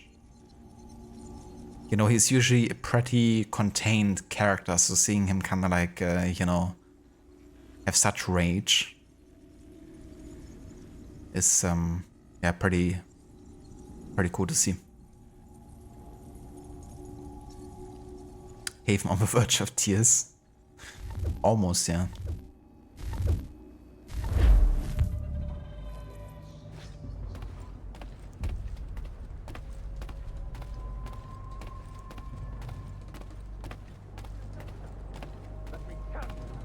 Working my way through your nasty little tricks and traps. Clever! Some of them anyway. I'll give you credit for that. And for the quietude with which you pulled it off. We had a dream, Benjamin! A dream you sought to destroy. And for that, my fallen friend, you will be made to pay!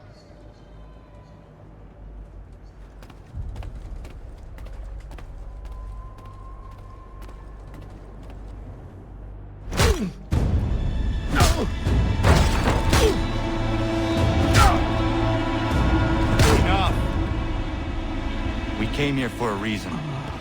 Different reasons, it seems.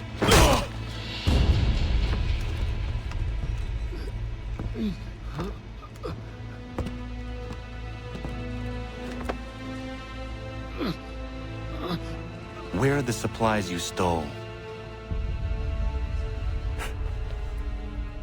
Go to hell.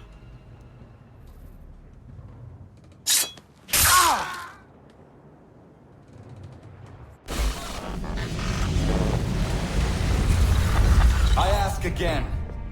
Where are the supplies? On the island yonder. Awaiting pickup. But you've no right to it. It isn't yours. No, not mine. Those supplies are meant for men and women who believe in something bigger than themselves. Who fight and die that one day they might be free from tyranny such as yours. Are these the same men and women who fight with muskets forged from British steel? Who bind their wounds with bandages sewn by British hands? How convenient for them. We do the work. They reap the rewards. You spin a story to excuse your crimes, as though you're the innocent one and they the thieves.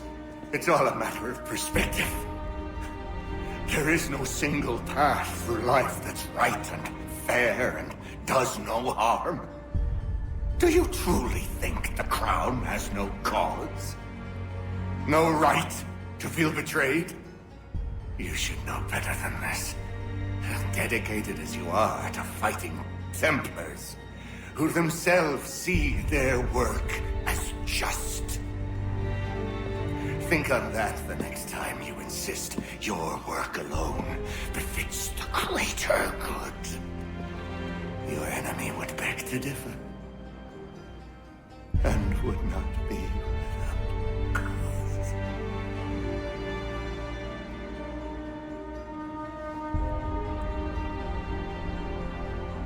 Zawanios gina, netiahne de canto zitogaske.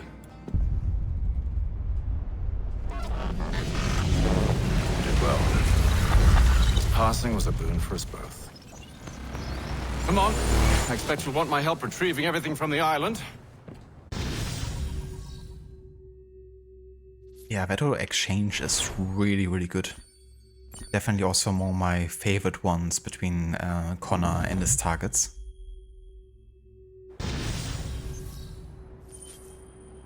Sequence 9 complete.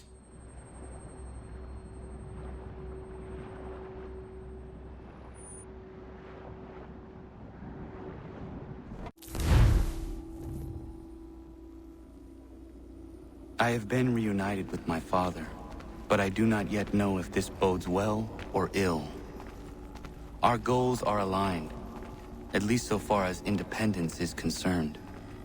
But he continues to defend Charles Lee, the man who murdered my mother and burned my village.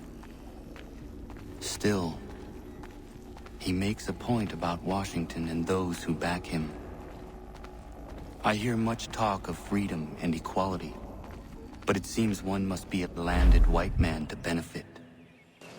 What if someone like me, or Surrey? What role for us in this new world? Is my father right then? There is so much I must consider and so little time in which to do it.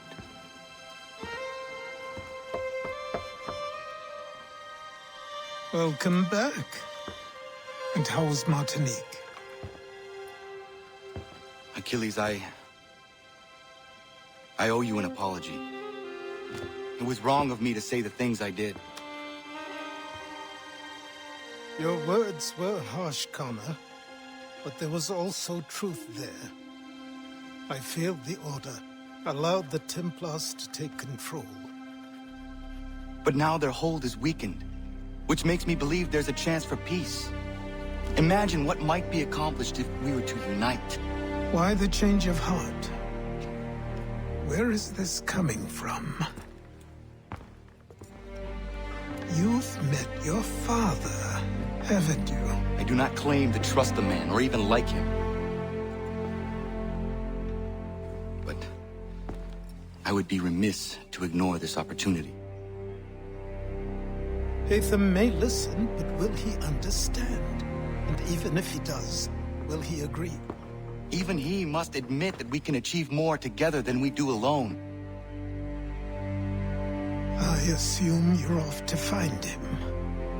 Yes. I ride for New York to see what might be done.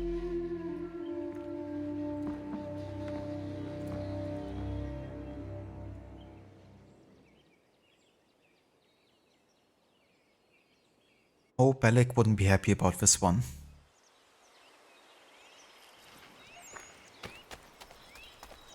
The Bellic from AC Unity, that is. Peace with the enemy in an army is treason, he would say.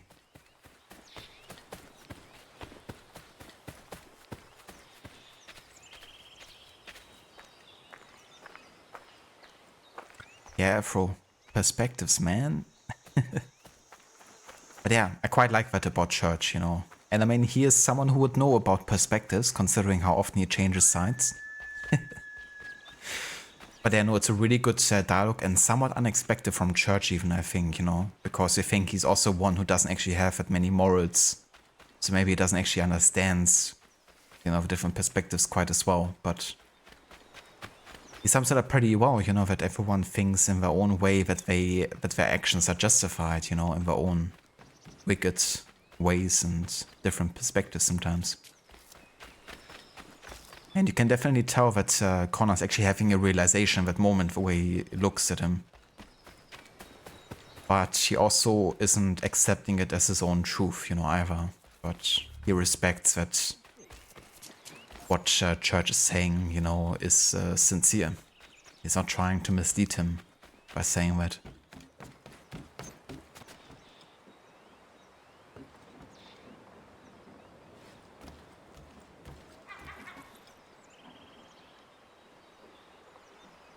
That is true as well, Rod, you know, like the Templars have their hands in so many parts of society. If you cut off one head, you know, it's like a hydra. Two more are gonna grow back. But yeah, that's also a very good exchange with Achilles. I do also really like how Connor's and Achilles' relationship is, you know, evolving. You know, Connor coming back and apologizing, you know, I think is definitely quite the evolution from an early exchange where they were, you know, kind of like accusing each other.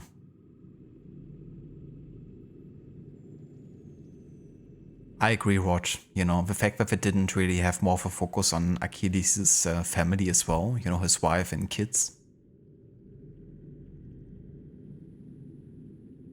I was kind of talking about it in another AC stream, but I think it would have actually added to him being an antagonist in Rogue, you know, because if you have more sympathy for someone who's maybe doing questionable decisions, then it gives more reason for, you know, okay, I can understand why he does the things he does or something, you know.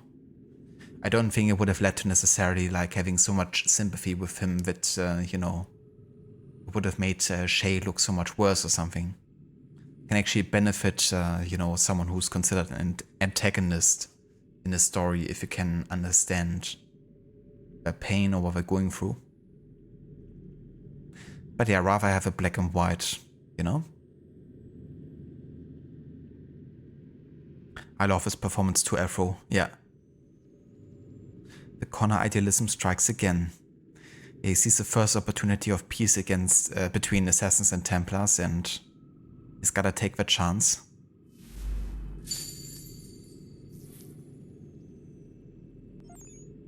Yeah, he did, Afro. He did try everything. But yeah, that's... Yeah, Killer fully upgraded now, finally. Unfortunately, it's all part of Hathem's manipulation of Connor, which thankfully Connor sees through once he finds out what is intended for his village, but unfortunately it's too late to prevent. Yeah. It's quite unfortunate, you know, and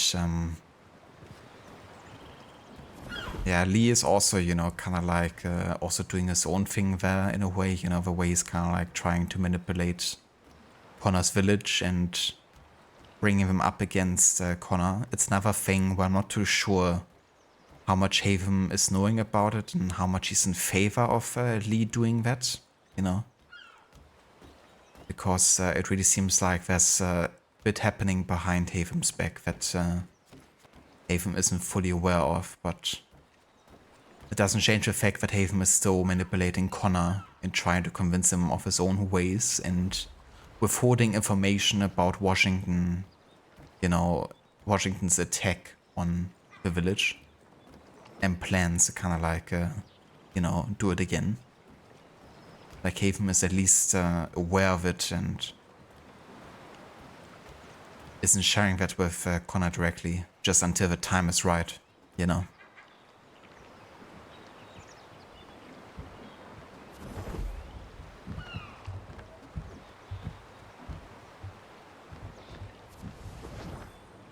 Only 8k from Naval Convoy.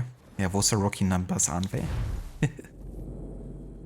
But yeah, before we dive back into the main story, this is actually where we do the last and final naval mission here, which is Biddle's Hideout.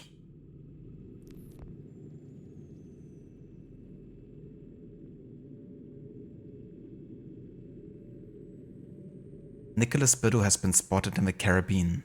Chase him and end his treason.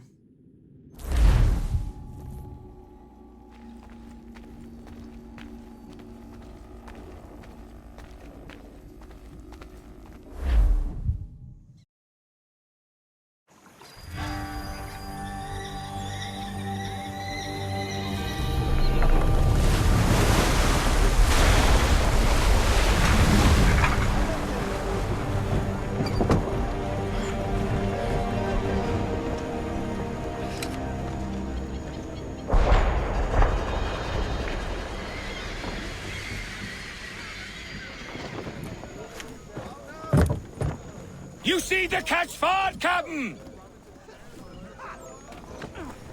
The catch fart? Anything, Captain? Due north of here. Hold fast! Bring her to half sail, man. All into half sail. Full sail. We need every knot, full sail! Beat the quarters! Beat the quarters, men! To your battle stations!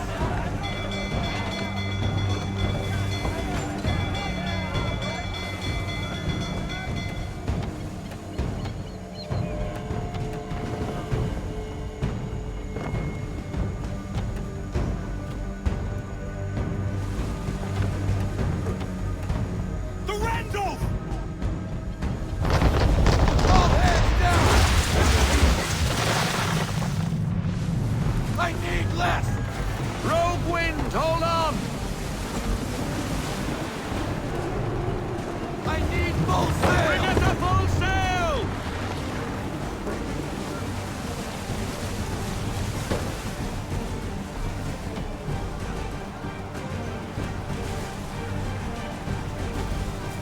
I wish I had the ram charge ability.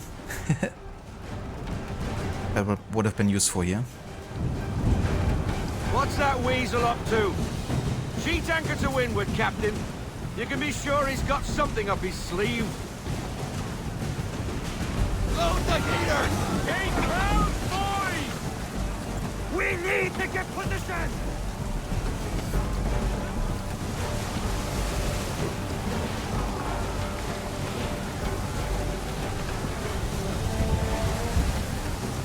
Sink the bastard! Man of war! We're in for it now! I can see multiple man-of-wars! It's a bloody armada. I knew he was up to something. And he's turned to fight us. We're in it now, Captain.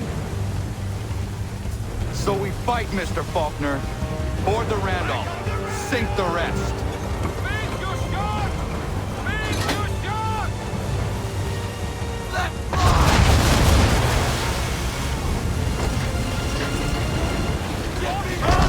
Give me half sail! No sail! Give me half sail! We're taking down! Give me everything!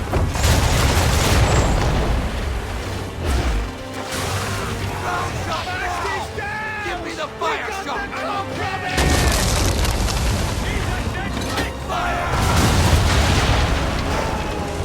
Fire!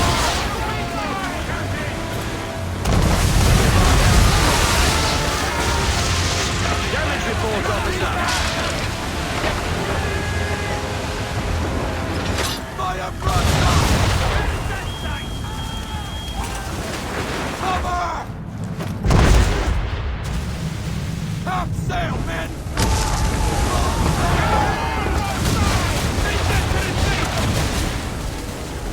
Where are you going? We must take the Randolph! Prepare to fire! Let fly! Damage report!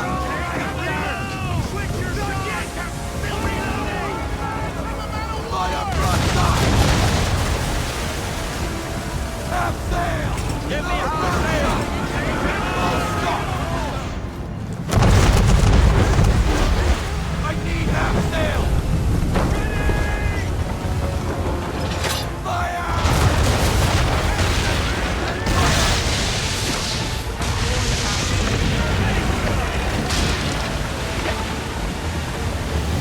We need more speed! She's ours, men! Prepare to board! Biddle is Get mine! very far fighting the wind, Captain!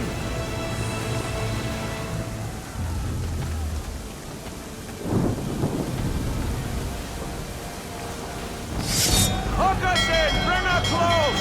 To arms! To arms! Man the swivels! Cover from the quarter deck! Secure the airline! High off the bow! Board the Randolph! Hi-ya!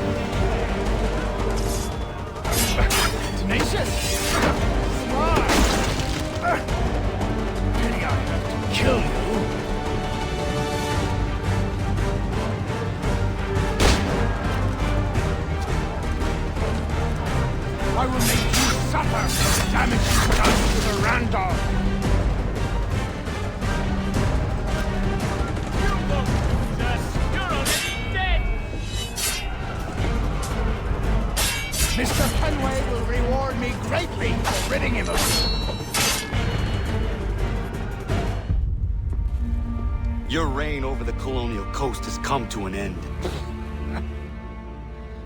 Is that why you hunted me? Because you thought me an enemy to the cause?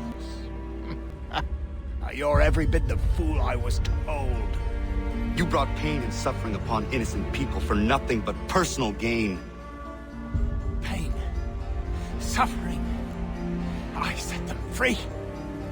Weeded out the dissenters and empowered the patriots. So what if I was named Admiral? The revolution needs one, and I was the best man for the job. The only man. If not for me, the Continental Navy would remain but a handful of rafts. For all your vision, you assassins are blind to the truth. Enough. Wait. Let the Randolph die with me. Don't take her as a prize. Please. Please. I want no quarter. Just to sink with my ship.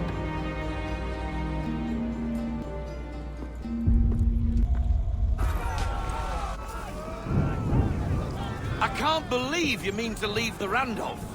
She's a mighty vessel, Captain, and one of Biddle. You show him mercy in the face of...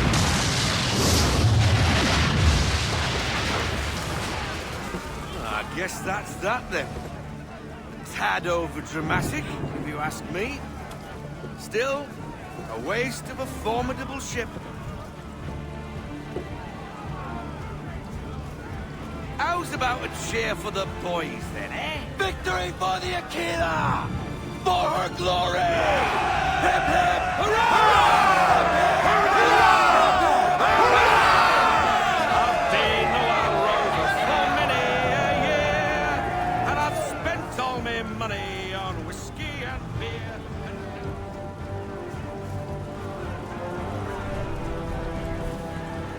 Non requiescat in pace. Non requiescat in pace.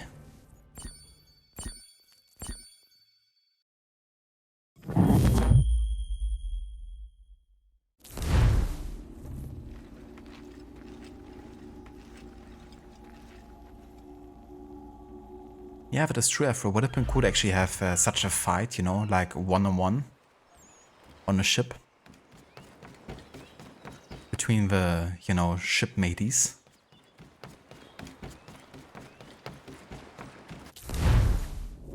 But yeah, so this is officially the end of a naval campaign here. We've done all the privateer missions, and now we also finally got Biddle. So the main naval campaign is now also finished. Nice.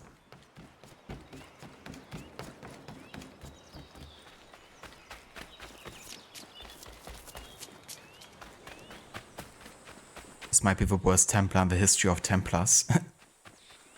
Definitely wasn't the best, that's for sure. Hip hip hooray! It's really funny because the whole hip hip hurrah is like something that you would do with like 4-year-olds in like Germany. You know, that kind of like saying. It's like more associated with like elementary school kids or something. So it's kind of like funny to me that that's something that Connor's doing with his mates on the ship, you know. Kind of makes it a bit funny for me, that whole scene.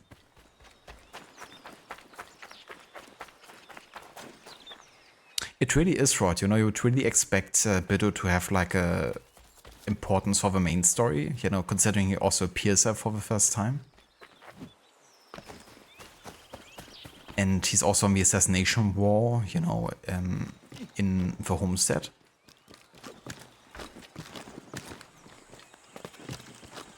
Thank you for the GG's, dude.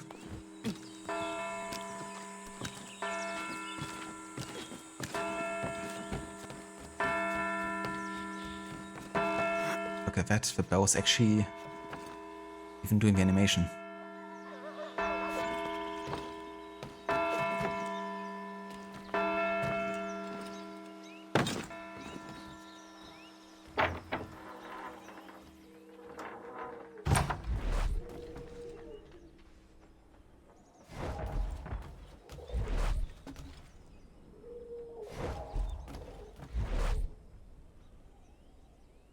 So what? That's not an activity for the Reverend.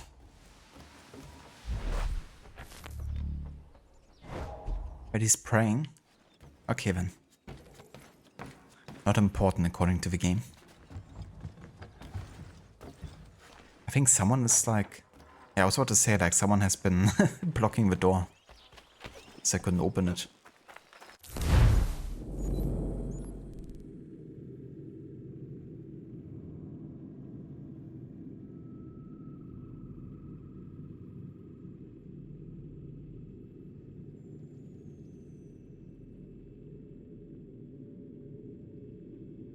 Okay, so I was just looking at the Homestead missions when the next one will happen.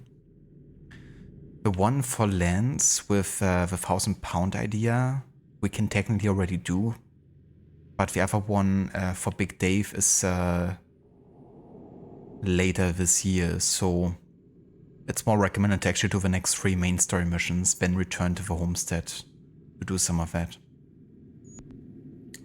I'm not sure if the Lance one actually takes us to New York or not. Or like to Boston. Like if it's a fetch quest of sorts, because in that case I would rather accept it now, honestly.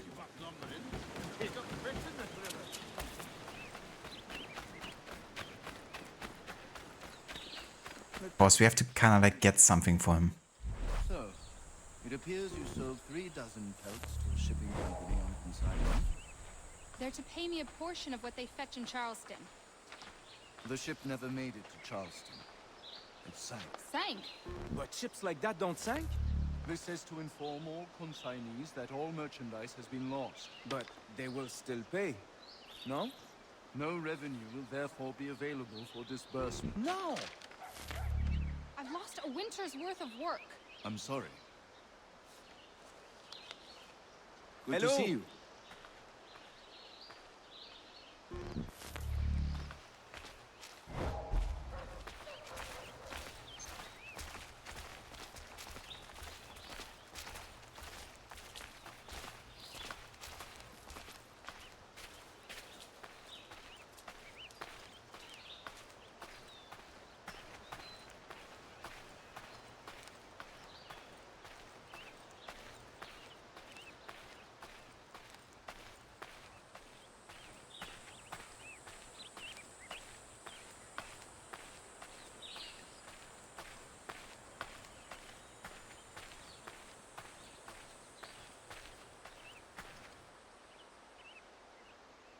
Rod, because Evie will comment about Jacob's outfit and vice versa when on the train. Hideout, you're going to cover as much of that audio as well? Ah, gotcha. Yeah, that is true. Yeah.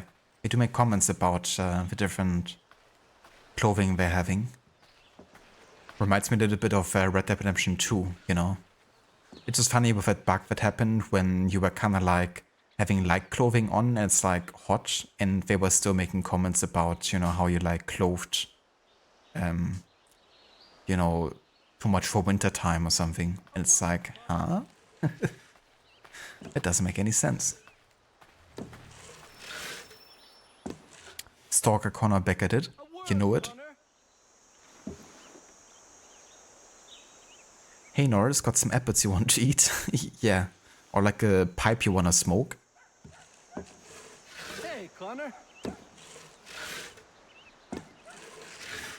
But yeah, that was quite funny. It happened a lot on my first playthrough of Red Dead Redemption 2. You have business in New York on occasion? I only ask because I ordered a package from France and it's long overdue. I've written a postmaster and he's yet to respond. I thought you could inquire in person if you had the chance. I will pass by the next time I am there. Okay, good thing we accepted that because, yeah, we're going to New York and now we can combine the two here. And plus, this isn't really specific to any month of the year, like this Homestead mission, so it's good we already accepted it here.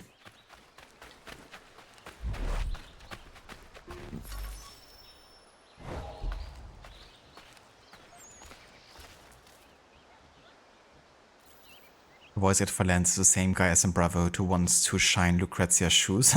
That is true, yeah. Is she shining her own shoes then? Like, that dude is way too obsessed with Lucrezia's feet. It's like they put Quentin Tarantino into the game as a side character. First job he thought about doing was shoe shiner for Lucrezia.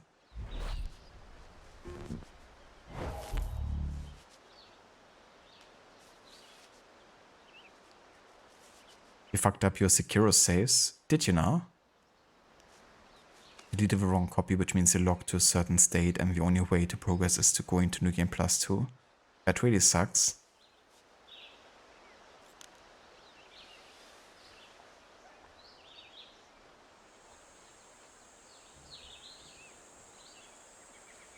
Yeah, same here, Rod. It definitely is something he's not telling us about directly.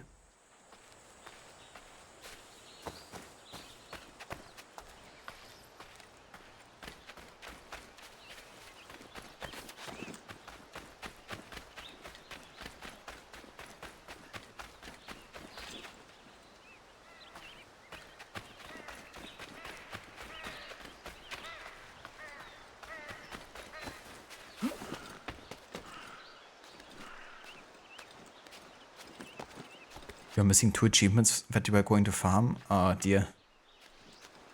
Now that's really annoying. And I assume those 2 achievements are really difficult to get quickly on like a New Game Plus?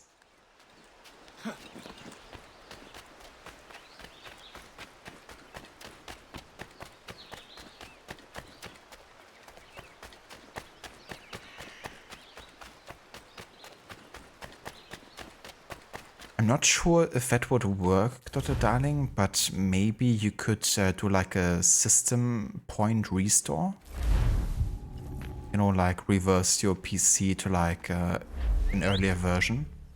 I'm not sure if that affects those files, but maybe there could be a way to kind of like get those back once they got deleted.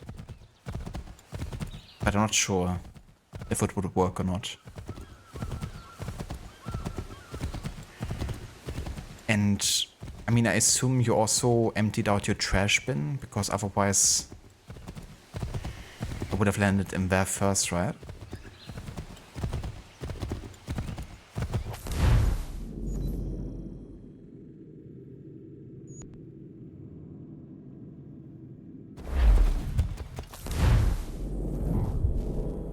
Okay, let's send the assassins on more missions here. We can take control of Connecticut. Trumbo, a Templar. Jonathan Trumbo is a confirmed Templar but remains well protected. Take your time and scout him out. Such a target might take years to assassinate.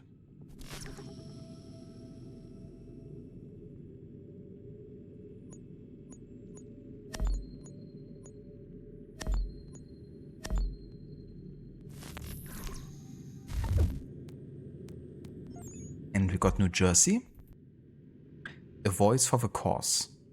The New Jersey Journal, edited by Shepard Collock, has become a voice for the rebels. The Templars wish the publication silence for its open discourse on the reality of some colonial leaders. Ensure Collock is able to continue producing his paper.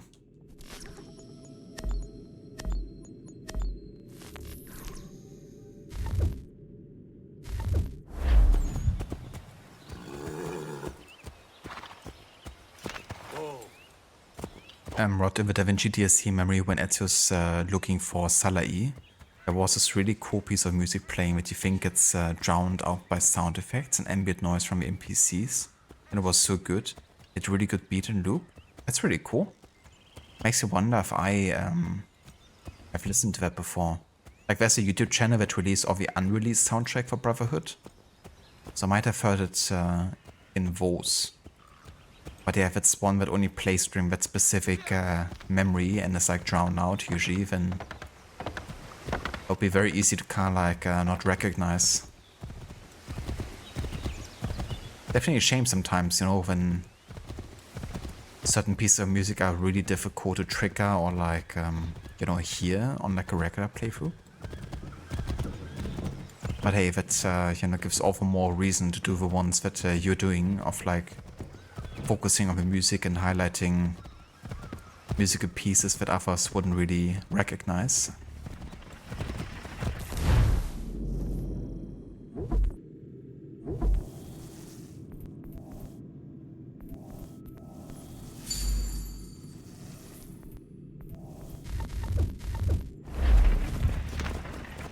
Four skills and 2 upgrades. Yeah, that sounds quite grindy, Dr. Darling. But yeah, maybe there's a way to recover the files that you deleted. So you won't have to like, you know, invest over time again.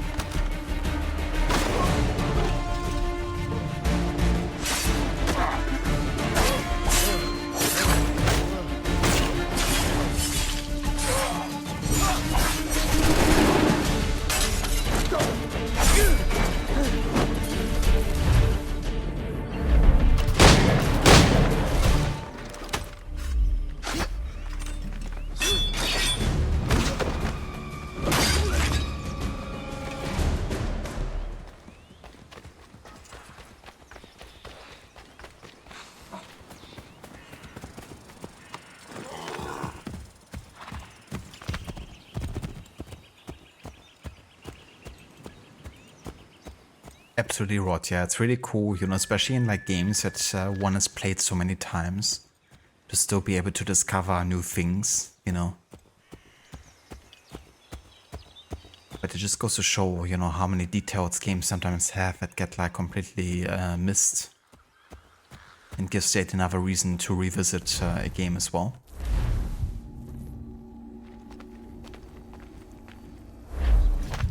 Oh, that's good, Dr. Darling. Yeah, hopefully you're gonna be able to, you know, get that save file back.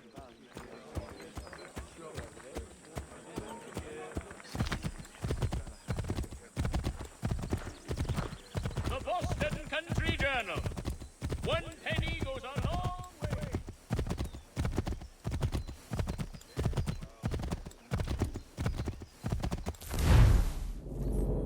Okay. So the Homestead mission for Lance is over here. I'm gonna take care of it first. So once we head back to the Homestead, you know, we have what he's asking for directly.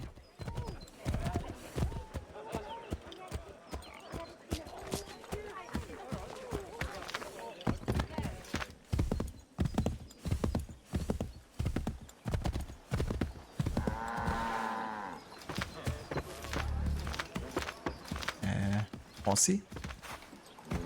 Thank you.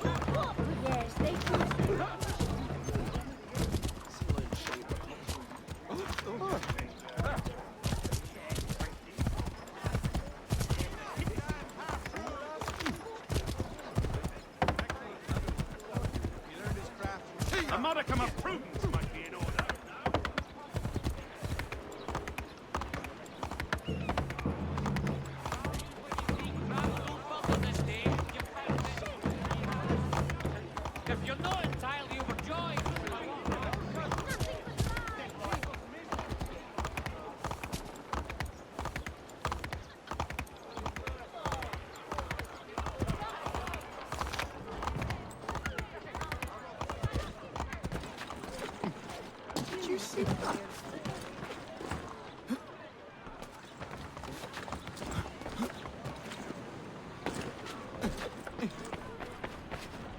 unseemly haste. Furniture, shutters, paneling, wooden tiles, and more. And go and go. Cinematic climbing bug.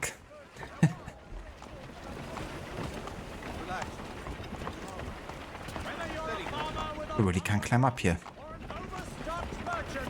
You'll appreciate the difference with Janssen's intercity carting. We also run sleds in winter. Modicum of prudence might be in order. That would have been a good NPC quote, actually, now that I think about it. You don't think Warren would appreciate that NPC? He's like, you're not gonna get my prudence, or I'm gonna send out my hunter. Connor, you are drunk. He only had 2 or 10 beers. I have come to inquire on a package arriving from France on behalf of Lance O'Donnell. Was picked up and signed for by his apprentice a couple of days back, Patrick O'Hara. Patrick O'Hara is Mr. O'Donnell's former apprentice. Would you happen to know where he is? Sure, he's been hanging around the docks the last few days. Should be round the way. Here, take these pages and hide them. Don't let that guy get his hands on them. Freaking Patrick O'Hara.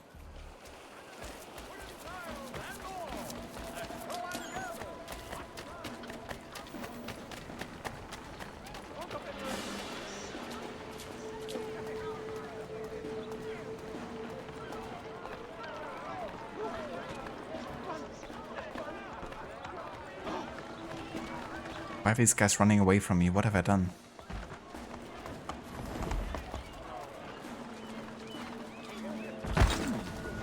I really have to kill these guys, don't I? And loot them.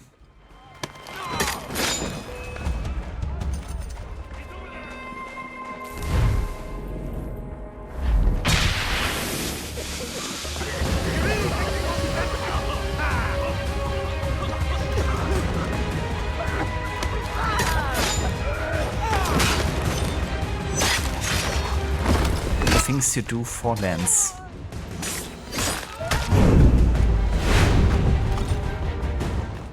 Oh, bloody hell! I just can't get. You will burn in hell. Onion burns is offering a.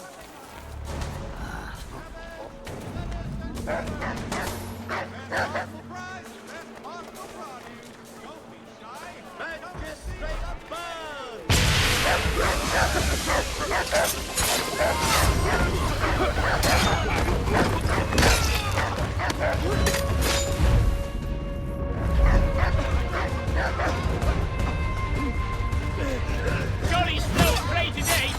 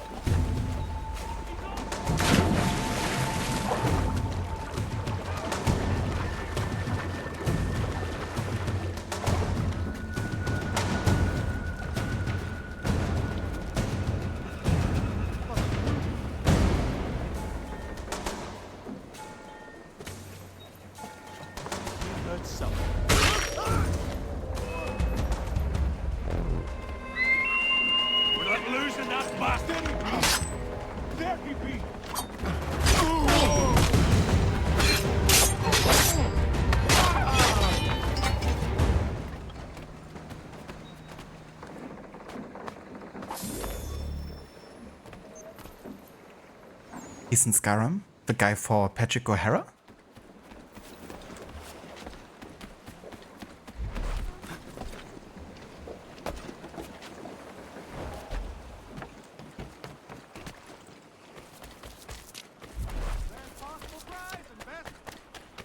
finest greenery in all the city.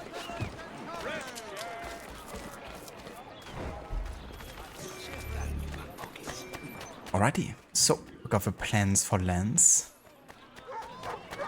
Time to meet Hatham again.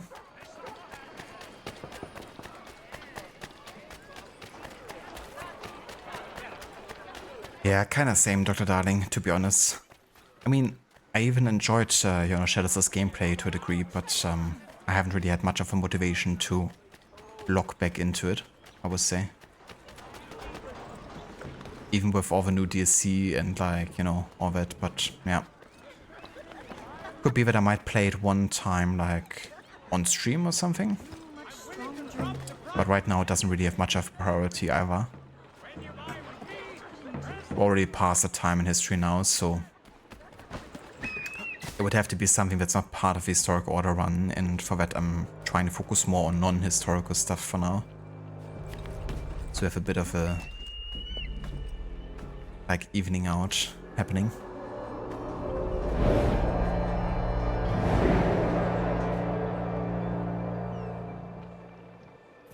Ah, gotcha Rod. Maybe it was just a minor character, something in Skyrim. That's cool, but he's also in that game. You'd best get down and meet them. Back on the ground now. Yeah, it seems like they initially really wanted to have like a second DLC for Shadows, but with a delay and all that, I guess it's not gonna happen. But I'm kind of glad that the live service motto was, kind of like cancelled pretty much for Shadows, at least to the degree that they initially planned to, right? Because when Shadows first was announced, they were talking about like 3 to 4 years of like constant support of like new expansions and stuff. And that's definitely not gonna happen.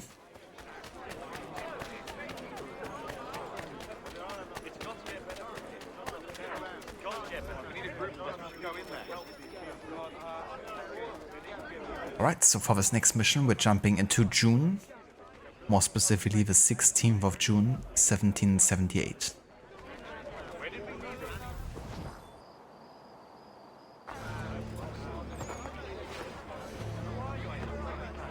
We need to know what the Loyalists are planning, if we're to put an end to this. I've tried, but the soldiers themselves are told nothing now, only to await orders from above. Keep digging. Come find me when you have something worth sharing. We're so close to victory. A few more well-placed attacks and we'll be able to put an end to the Civil War and get rid of the crown. What do you intend? Well, nothing at the moment, since we're completely in the dark. I thought the Templars had eyes and ears everywhere. Oh, we did. Until you started cutting them off. Your contact said orders from above. It tells us exactly what we need to do. Track down the Loyalist commanders.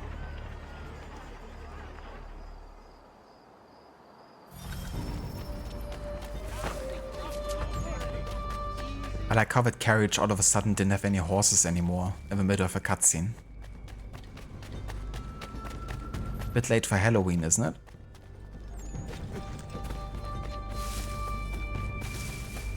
Yeah, same here, Rod, Quality over quantity. Hopefully that's gonna be a lesson that not only Ubisoft is gonna learn, but also other developers.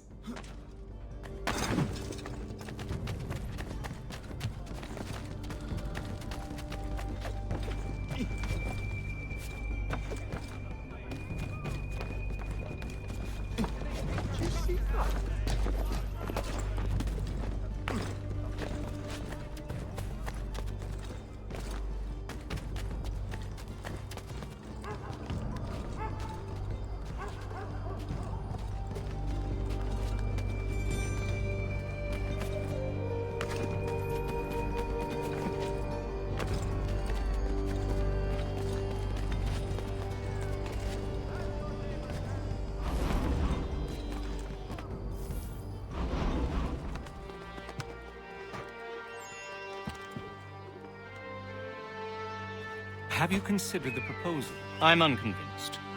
To reinforce them would leave New York exposed. It's hard enough maintaining order with our current numbers. Cut in half, Yet if we do not join with them, they risk defeat. And then what? Well, they should have come by sea. Well, they're talking in circles. We'll learn nothing watching as we are. Then what do you propose we do? March in there and demand answers? Well, yes. Ambush! Connor? Little help here? Connor, a little help. The commanders alive, Connor. We can interrogate them.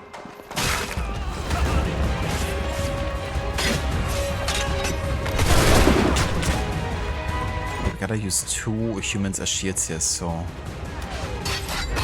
can't be too quick to kill everyone.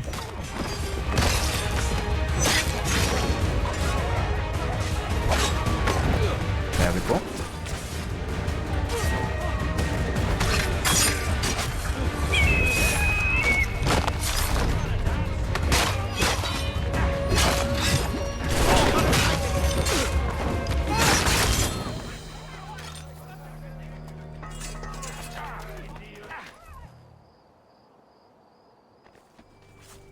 We'll bring them back to my quarters at Fort George and see what secrets they might share.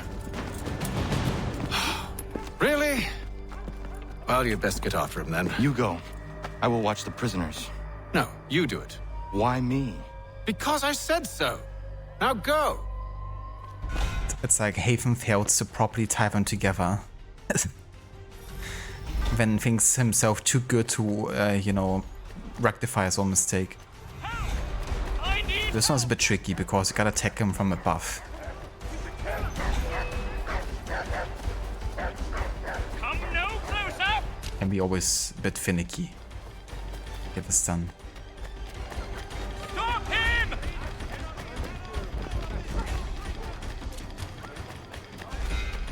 To arms, men! To arms! Save me! Keep him away from me!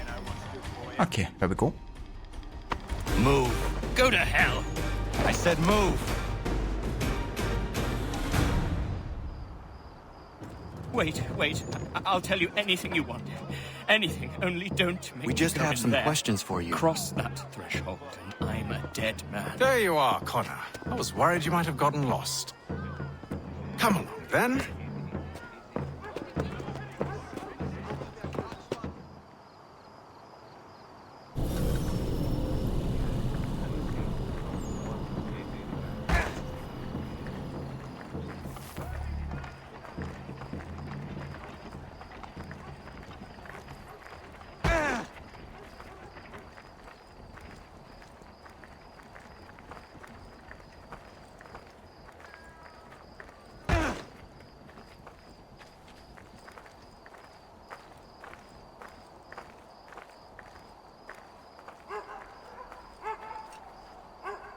Oi. Mate. Move. Huh? How is he still alive? There's a gun sticking through his body.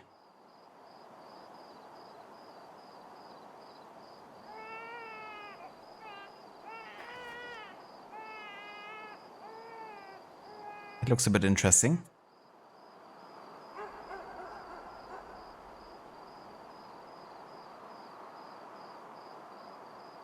But you love the fidelity of the combat, the stylish animations. It may not be all realistic. It might be simple to do, but it's really effective. It really is, yeah. I don't think that the AC games, you know, have to have like the most challenging combat. It's definitely a lot about like play style and, you know, definitely flair, you know. But that's why I love sometimes with the animation and the mocap work in these earlier AC games as well.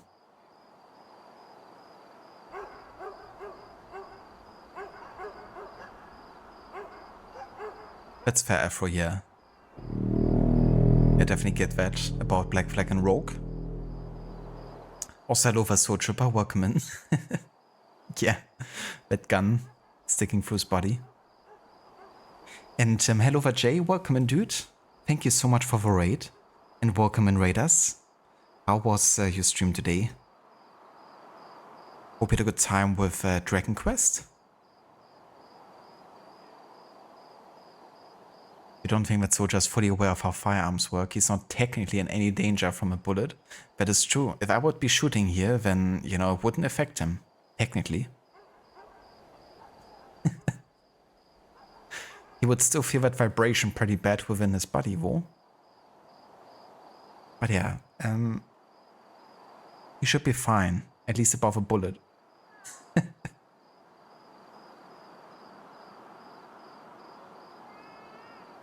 I know, right, Jay? This is horrific. What have we done to this poor dude? Just, yeah, horrible.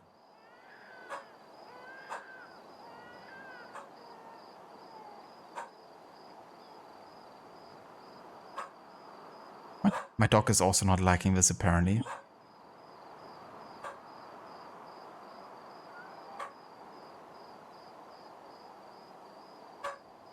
Give me 1 second.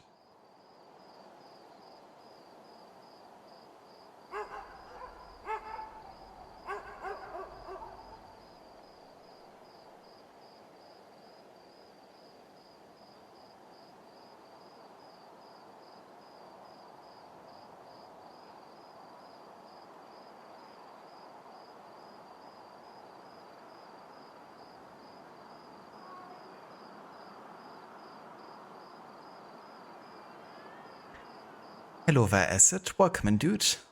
And good day to you. How's it going?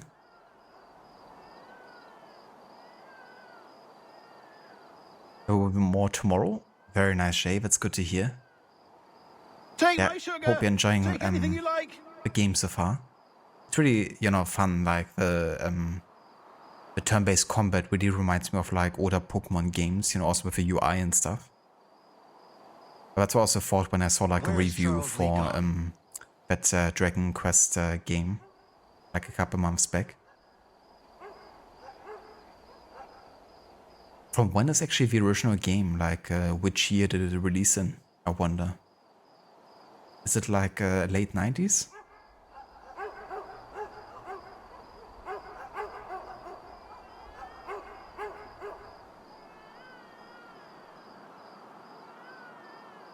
Believe it or not, Dragon Quest and Final Fantasy did turn-based before Pokemon came out? No way. I thought Pokemon originated every turn-based thing.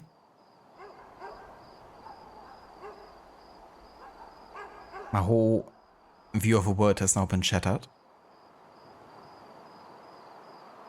So 1988 then. Interesting. Damn. Yeah, I thought it was definitely later than that. Oh, that's really cool. So did you play it then when it originally came out? Okay, enough messing with this dude.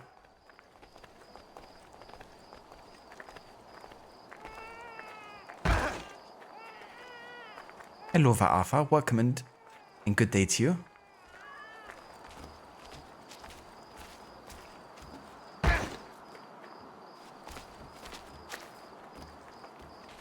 You were 5 years old in 1988.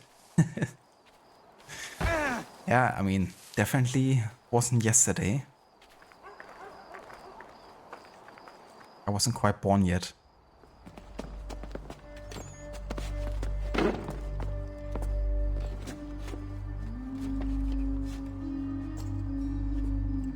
What are the British planning? To march from Philadelphia. That city's finished. New York's the key. They'll double our numbers, push back the rebels. When do they begin? 2 days from now. June 18th. I must warn Washington. You see? That wasn't so very difficult now, was it? I've told you everything. Now let me go. Of course.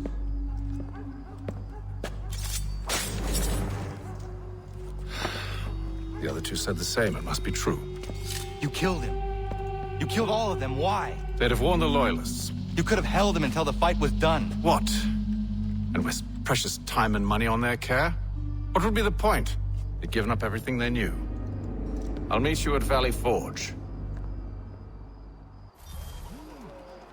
Ah yeah, classic Haven. Quite pragmatic, isn't he?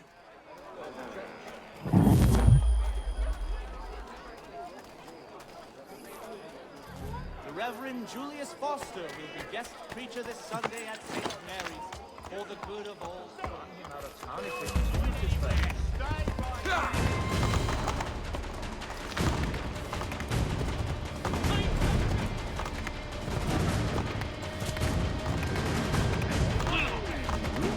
I need help over here!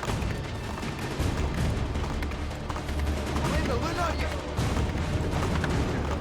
Hey!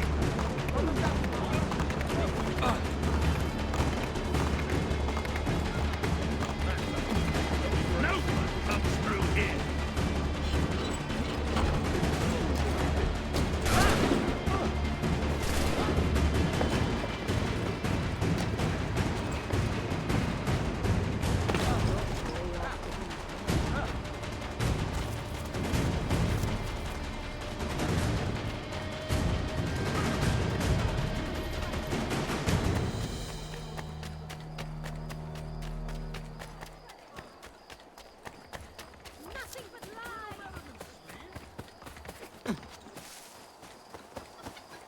I wonder if I have like a permanent notoriety at the moment in New York.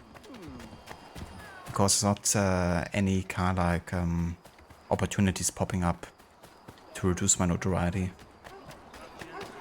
So could very well be forced at this point.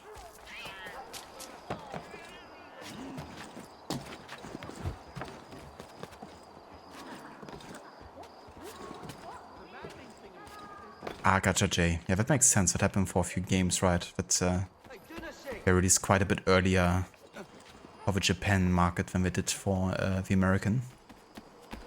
I think it also happened with the Pokemon games, actually.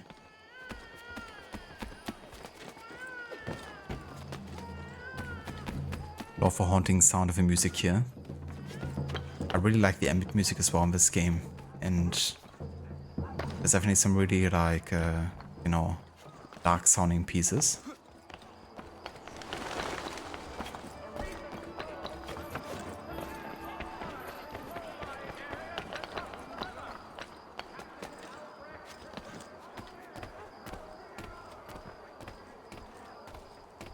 Nice, Arthur, that's good to hear, dude. Having a nice chill Sunday.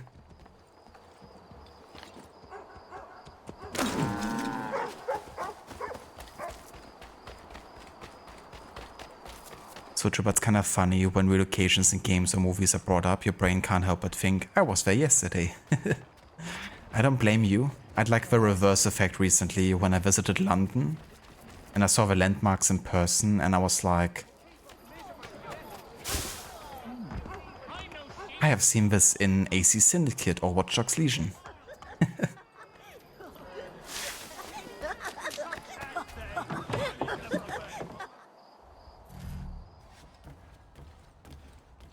Ah yeah, so my notoriety level is not high enough to actually get rid of my notoriety at the print shop, is it? Or maybe it's like really forced upon me right now. Could be.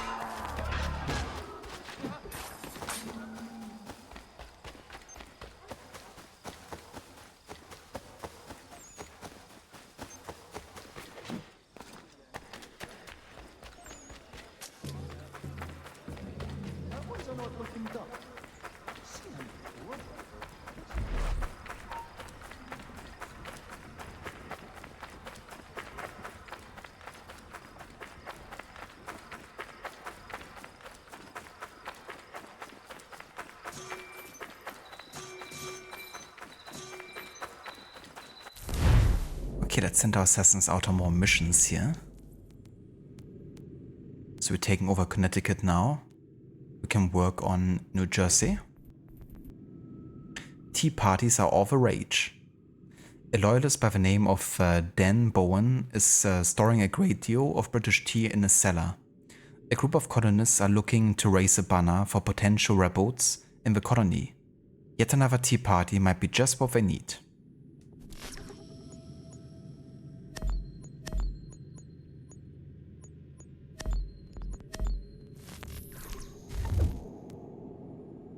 And then we have Delaware. Cooch's Bridge. William Maxwell is leading his troops astray outside Wilmington. Get there at once and ensure he suffers as few casualties as possible at the hands of a much stronger Hessian regiment. It's the Germans, is it?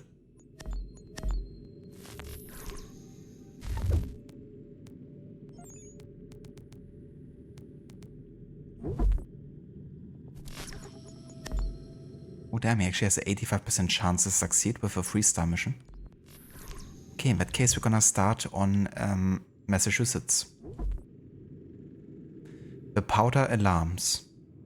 The people around Boston have caught wind of the brewing hostilities and have mobilized themselves. They're raiding powder stores and stockpiling their stores in turn. Listen to what the people are saying and locate all the secret magazines.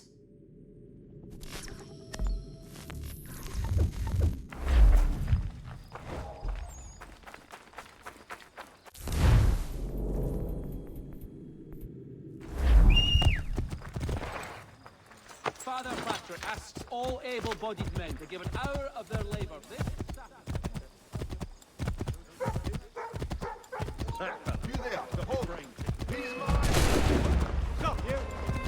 Okay, let's just get out of here. Fucking hell, I can't. Okay, if you guys wanna die, I can arrange that.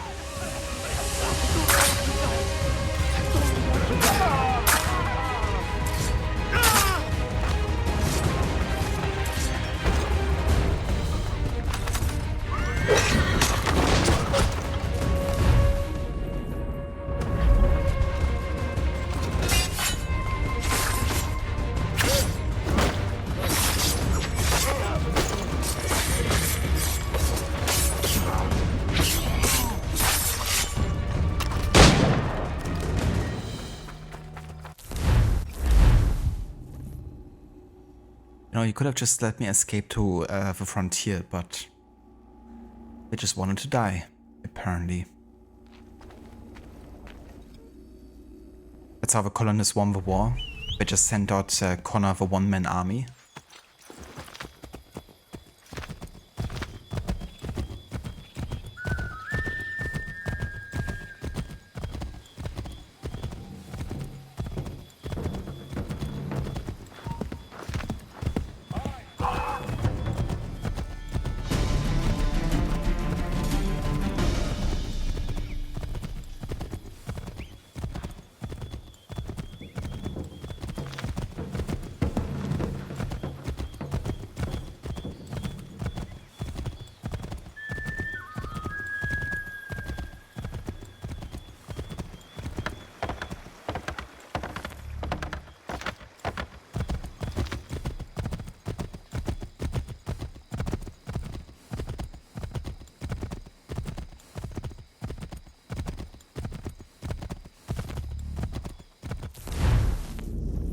Nice. Stefan was successful here.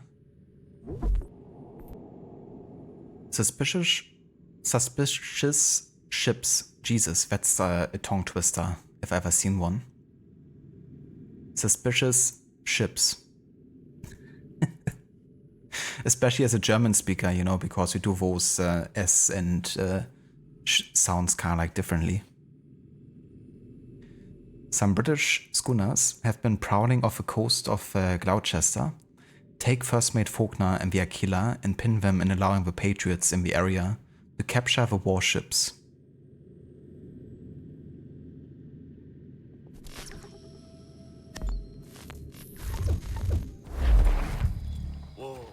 Shipspicious Sisp. Or Suspicious Sips. Yeah. Oh dear. That was actually quite difficult.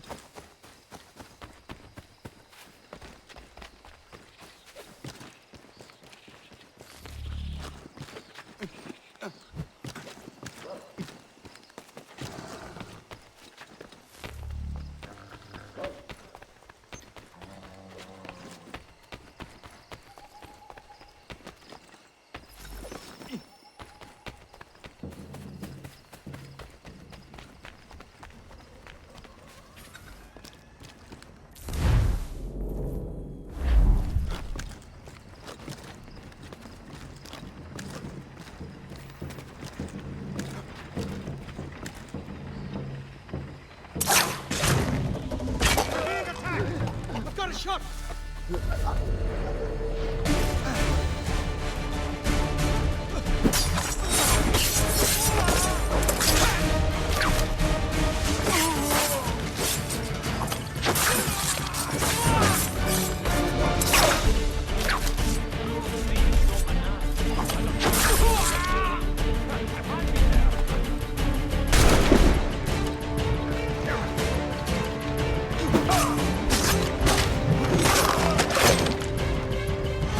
Fish in a barrel, mate.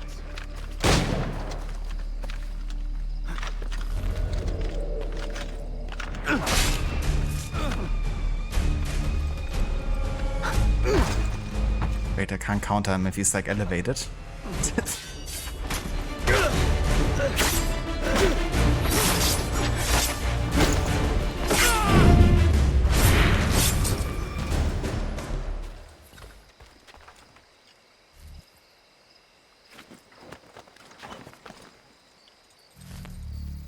Oh, that's actually 2 chests here. So much money.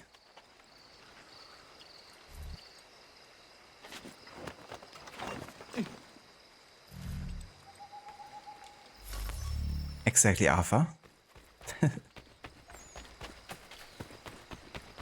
I missed the fish in a barrel.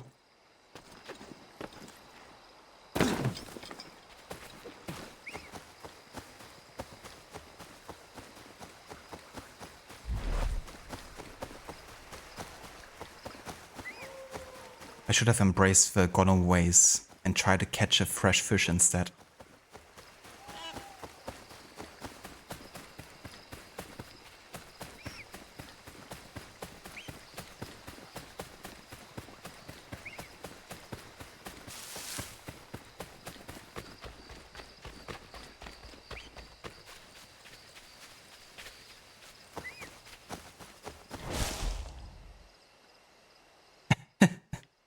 The way you can see Connor hiding in here.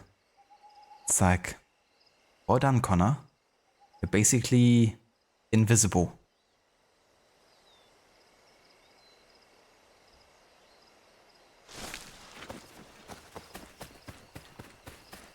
One with a haystack. As difficult to find as a needle in a haystack.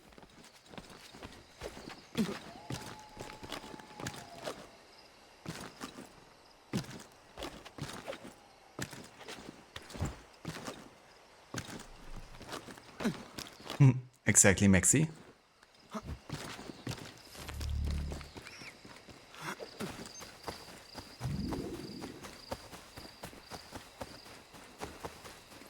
But it's true as well, Rod, yeah. It's a more realistic way of hiding there.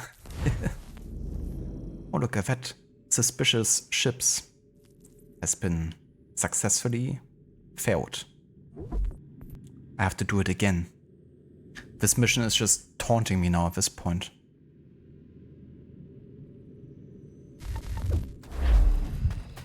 It's suspiciously difficult to complete.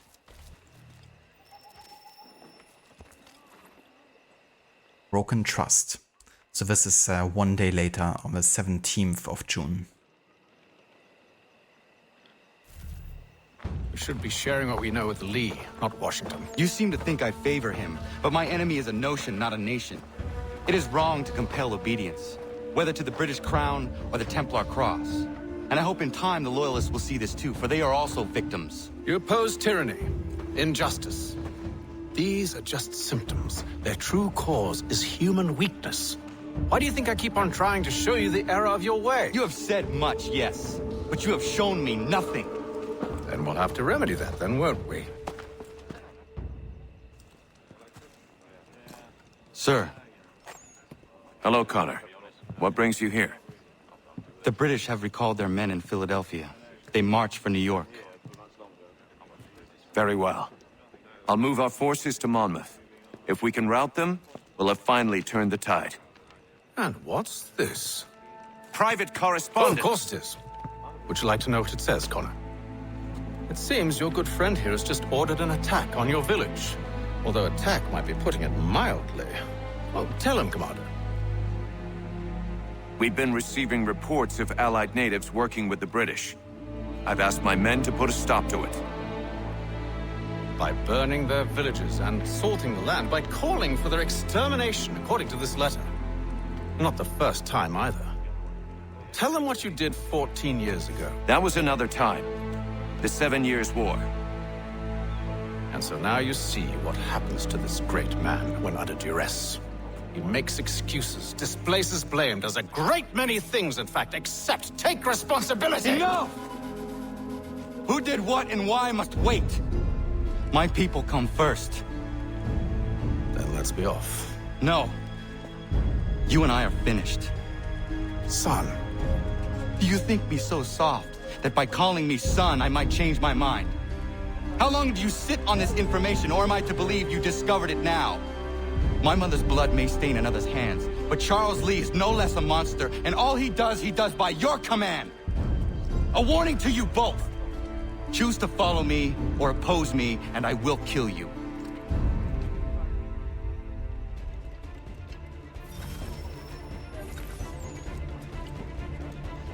That was a different time, a 7 Years' War. It's quite interesting because, you know, Haven says, tell him what you did 14 years ago, right? 14 years ago is 1764, which is 1 year after the 7 Years' War ended, and it's 4 years after Connor's village has been attacked. So it's all not really lining up too much.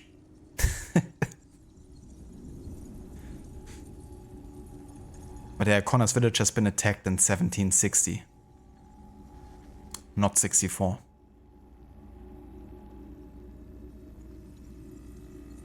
And 14 years ago technically hasn't been during the 7 Years' War anymore either.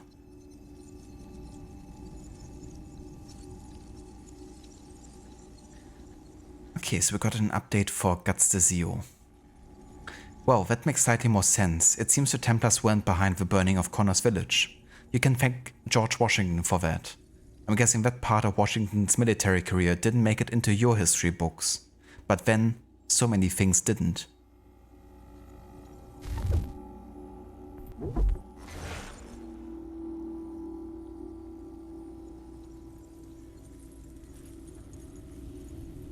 Washington's lack of skill didn't go unremarked either. Charles Lee lost faith in him completely, never going quite so far as to disobey Washington's orders, but not following them promptly either.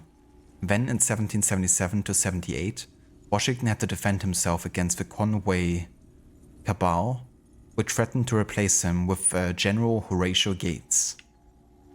However, Washington's strength lay in politics, and leading the army was as much about politics as it was about winning battles. Washington had to negotiate between the varying interests of the army, the individual colonies, and Congress, and not just for instructions on how to wage the war, but also for basic supplies for the troops. By all accounts, he must have been extremely patient, trying to get politicians to give you anything, is like trying to get a dog to give up a bone. Actually, my money would be on the dogs, who will occasionally listen to reason. Whatever the criticisms of Washington's military strengths, the bottom line is that he won eventually. When the revolution ended, he was the unanimous choice for president, a credit to the fact that he managed to both win the war and not alienate anyone in Congress. Of course, if you're looking for something to criticize Washington for, you don't have to look far. He ordered the total ruin of indigenous settlements during the Sullivan expedition, not to mention he was a plantation owner, which meant he owned more than 200 slaves. And why yes, his woe did provide for them being freed after both he and his wife were dead and wouldn't need them anymore. I don't really consider that particularly altruistic. Oh, am I ending on a low note? Sorry, I'm here to teach you history, not soothe your sense of national pride. Code Sean. Code.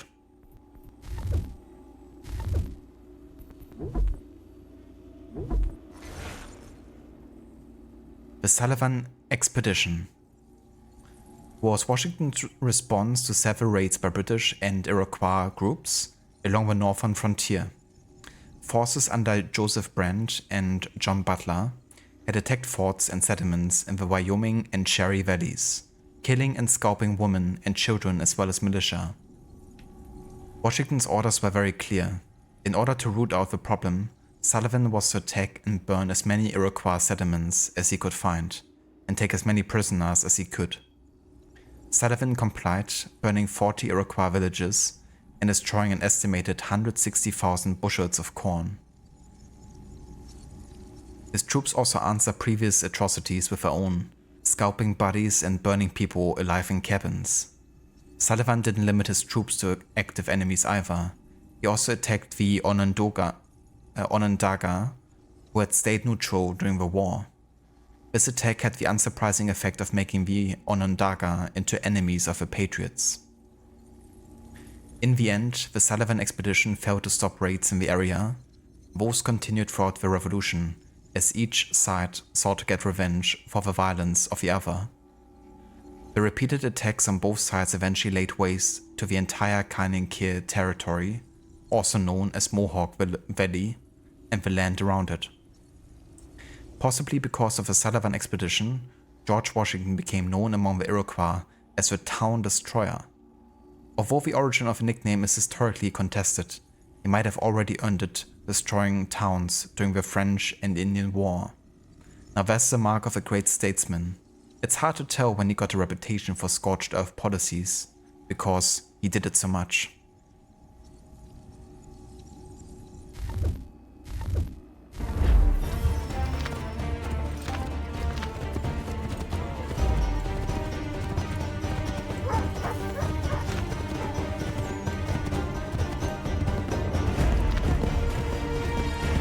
I love the music here.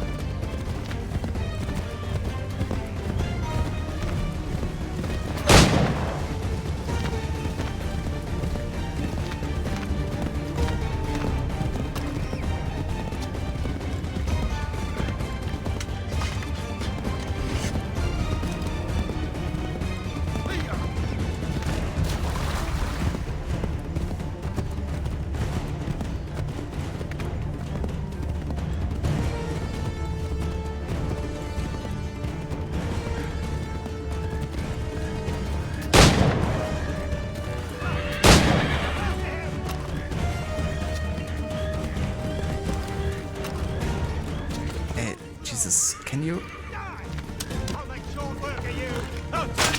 Jesus Christ, he took so long there to take out his freaking bow.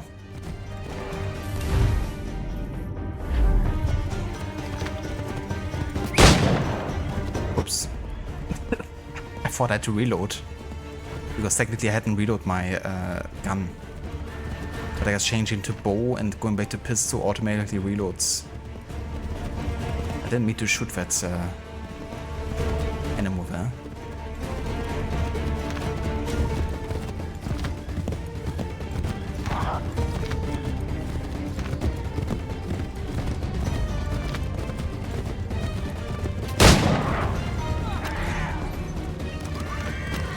Jesus, Connor, take your bow.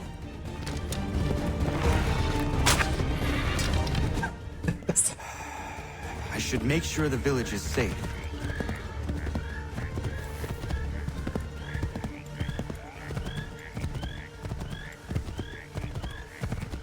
Connor was doing his own thing there.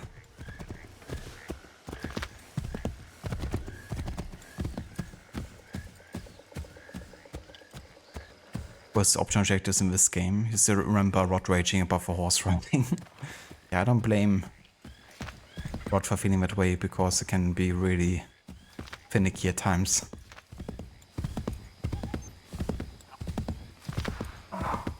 One thing I also tend to fail sometimes here is that I forget about the fact that you can't not touch the ground at this point anymore.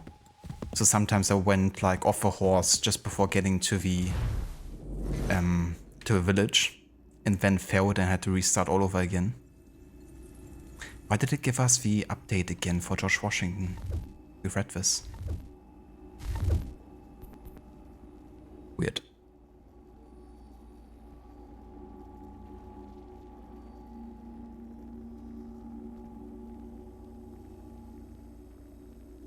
Yeah, Connor's definitely very idealistic, which sometimes, backfires, unfortunately.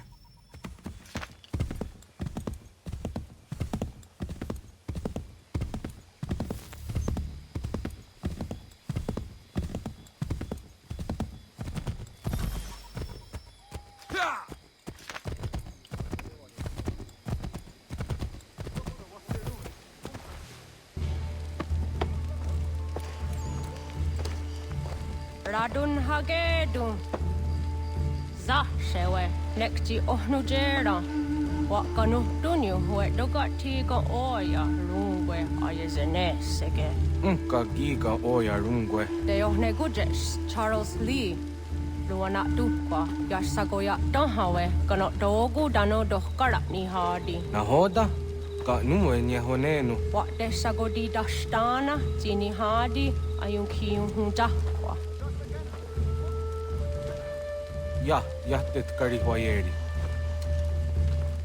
Ona dera di desa ni hare.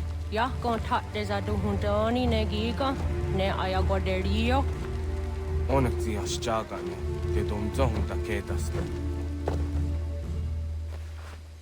Exactly so, Tripper. Who cares about George Washington? Rather tell me more about Charles Lee. He should have been the leader of the Continental Army.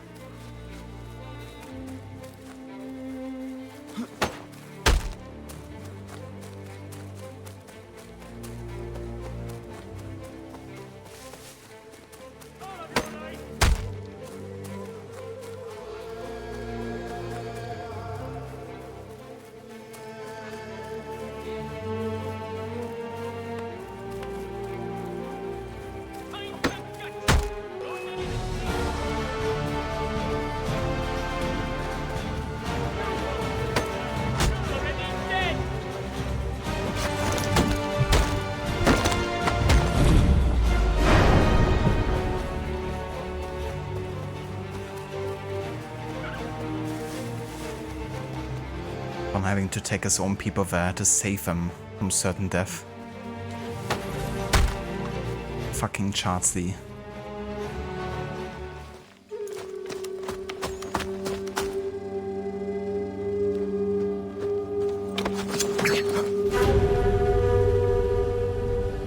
Skana kana dogo. Radun hagedum. The was it danica. Nahoda? Gwegon wa hakrori ne Charles Lee. What triot de hona do honzonia yung kiat wanto. Dano gon easy I say na what is it? Atsoga tigarungwe. Harud zi dizat ni gorha denu. Zi asade ni anda de squat ni gorha gani. Nik zi ona gon rune de. Zi gwan hu garum de. De got nyo ska aki. Gwanek di yung got nyo ska zi wat gwan ya hezene asquay at the nu statsege. Da yung zat ni gorha di hanto. Dano what dizo want daksa de ne zungwe da summa. Zadarissa. Unka dorissa no na zaheyum.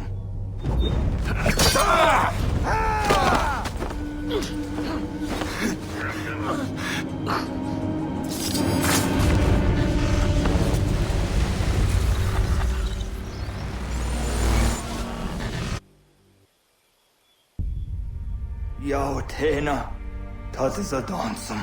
Zika do hitstane. Radun hagedum. Charles Lee. Monmouth was at the hajib. Asagonat dumase. Zinahodum patriot. Ranadeno uni. Jurhan saga. Asagonasete. On doctangiga moderio.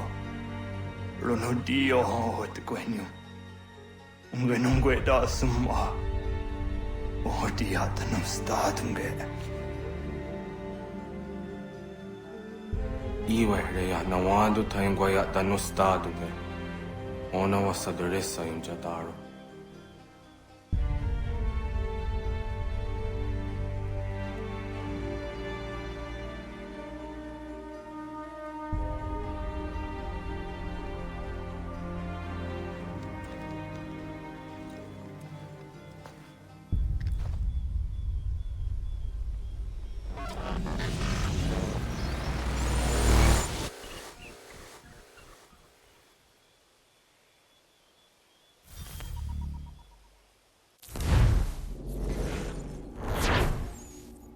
Requiescat in pace. You'll get your rent Canon when you Dokon. fix this damn door!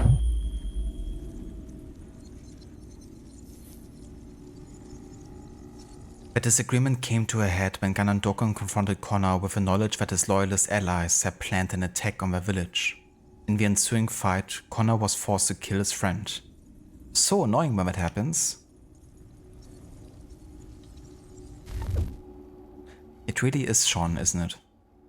I bet it happened to you quite a few times already. That you had to kill your childhood friend.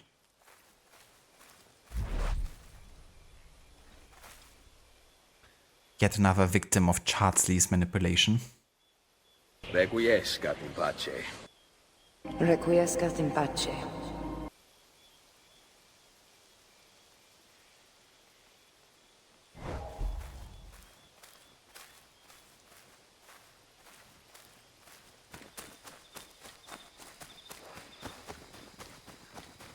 Yeah, I think that's the whole thing with Connor's character, you know? Like, he's definitely very trusting in a way.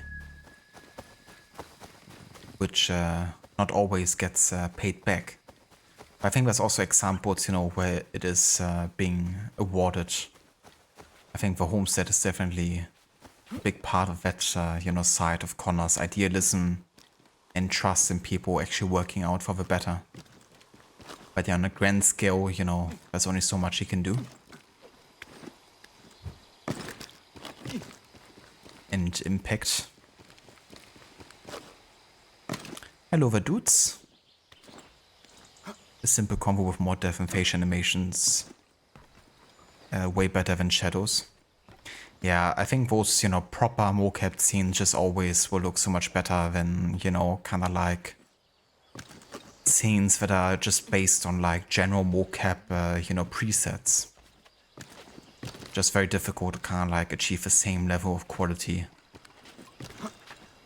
Even on like, you know, older engines and like graphics and stuff. It's still very much based on like, you know, fully acted out scenes, and that's a core difference.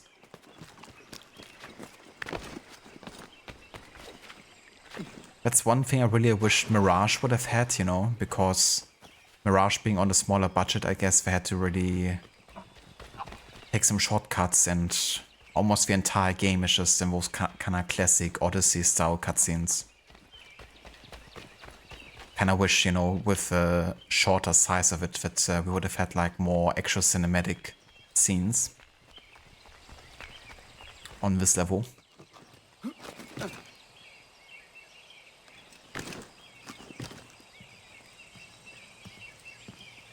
Hello there, Mr. Goody. Welcome in, dude. AC3, but it's Bonnie McQuire yelling movie lines at people. Yeah, Connor's definitely getting in that mindset of bully.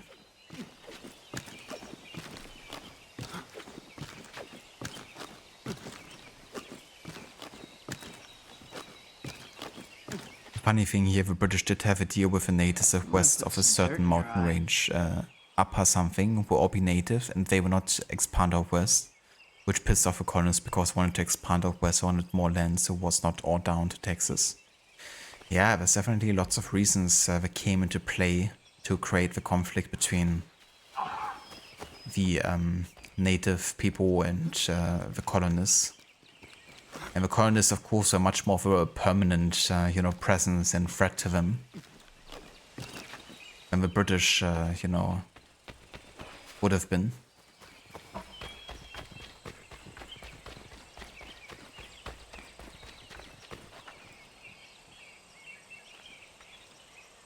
Even if you have a choice, Valhalla and Odyssey mechanics are way better than Mirage.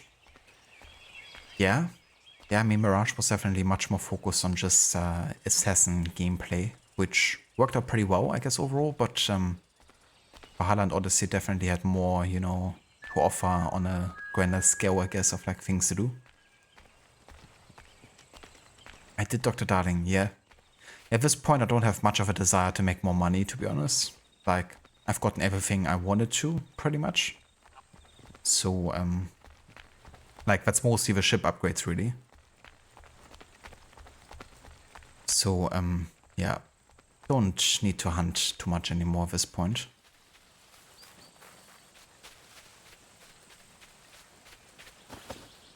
Yeah, so now for sequence 10, there's nothing more left to do than the Battle of Monmouth. As part of the main story, at least. But we're gonna do that next time, though, because for today, this is gonna be everything I will be covering as part of the stream. But yeah, it definitely will not take us more than 2 streams, even if they're shorter, to beat the rest of the game, because it's 2 more sequences after the next main story mission and like a handful of Homestead missions, so it could even be that we're gonna finish this game in the next stream, actually, of this. And once we do, I'm gonna go and take a bit of a break from the historical order run with a non-historical game. Oh, I have yet to announce which game it's gonna be. I think I'm actually gonna keep that a secret until we're ready to play it. And yeah, I'm gonna play a bit of non-historical game. And then finally return to continue with AC Unity and Arno's story.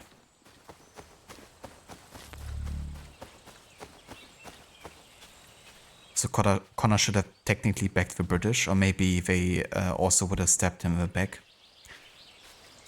Yeah, it's definitely difficult. I guess what this whole like sequence 9 and 10 have shown us today is that A, perspectives definitely matter.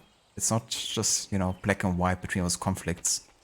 And each side has their own kind of like purpose and meaning and cause, for which I would maybe also use other sides, you know, like the British are clearly using the indigenous people against the Patriots, you know, because it's also of benefit to them not to unite the, you know, indigenous people and the Patriots too much.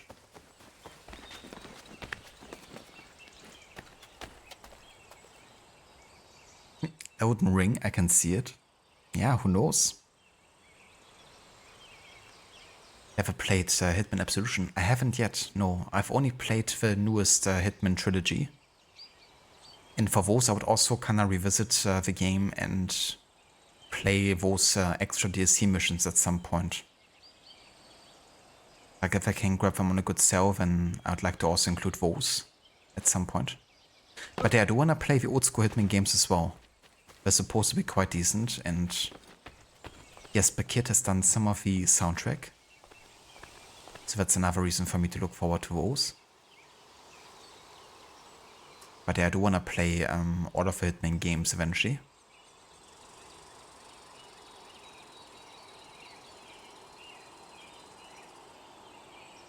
Absolution is a bit more arcadey than the modern or classic Hitman games. Gotcha. So arcadey in what way then? Like what would you say makes it more arcadey than the other games?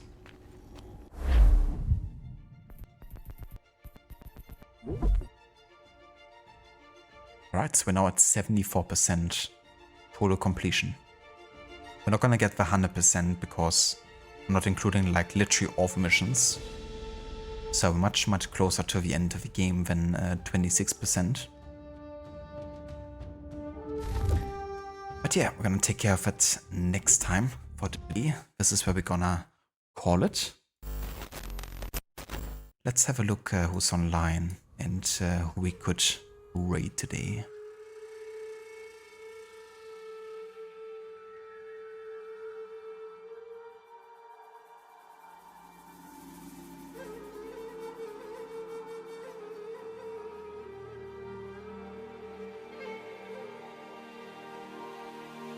Ah, gotcha, Afro. It's kind of funny that you mentioned that, right? Because in the newer Hitman games, I would never have thought about like shooting my way out of those missions. But you can technically do it, right? Like another streamer I was watching was kind of trying to beat the game quite fast, and he ended up just shooting his way out of missions with like machine guns and stuff. Is it the intended way of handling the missions? I'm not too sure. But hey, it worked out eventually. But yeah, if I have a choice, then in those games I would definitely try to always do it stealthily. I feel like that's Agent 47's canon way, potentially.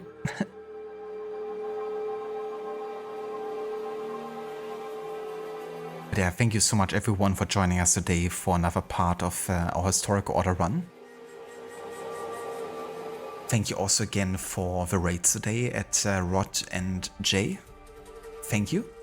And Maxi, thank you also again so much for gifting those 5 subs to the community as well. And thank you everyone for joining us today and, you know, being part of the stream, and also to all the lurkers as well. That was odd. We had like 2 cat gems were happening. Huh. A double cat gem.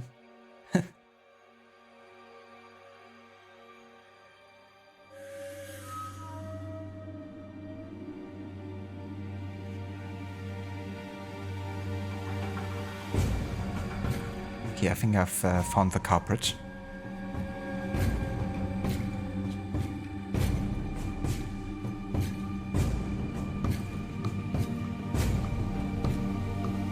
Yeah, that's better.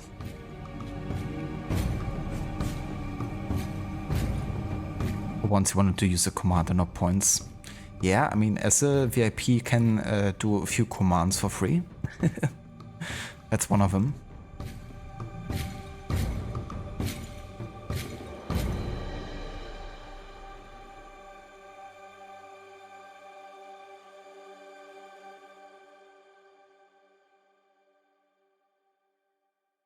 Hey, let me see who's online.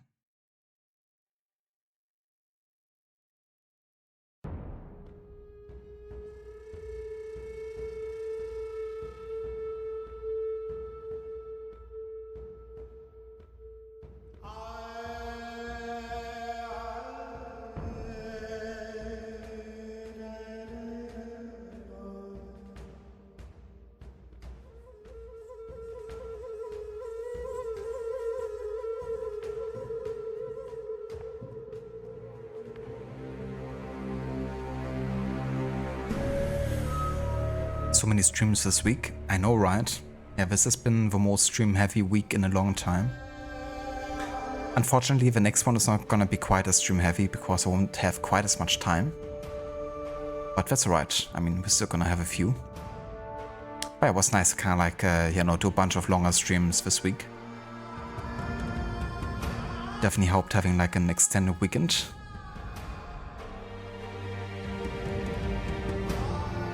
That's a desynchronization music. Like this part of the soundtrack. No worries whatsoever, Rod. Thank you for being here, and thank you also again for the raid. I really appreciate it, and I hope you have a good rest of your night.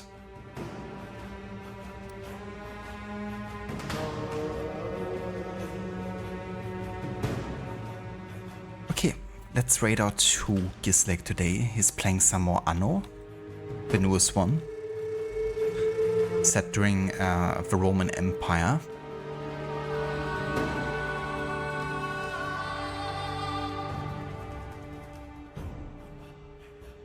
And if you want to join us for the raid, then feel free to copy and paste these raid emotes that I put into chat. And yeah, I hope everyone has a good rest of the weekend, a good start into the newest week. And I'm trying to think when I'm gonna be back with a guaranteed stream, actually.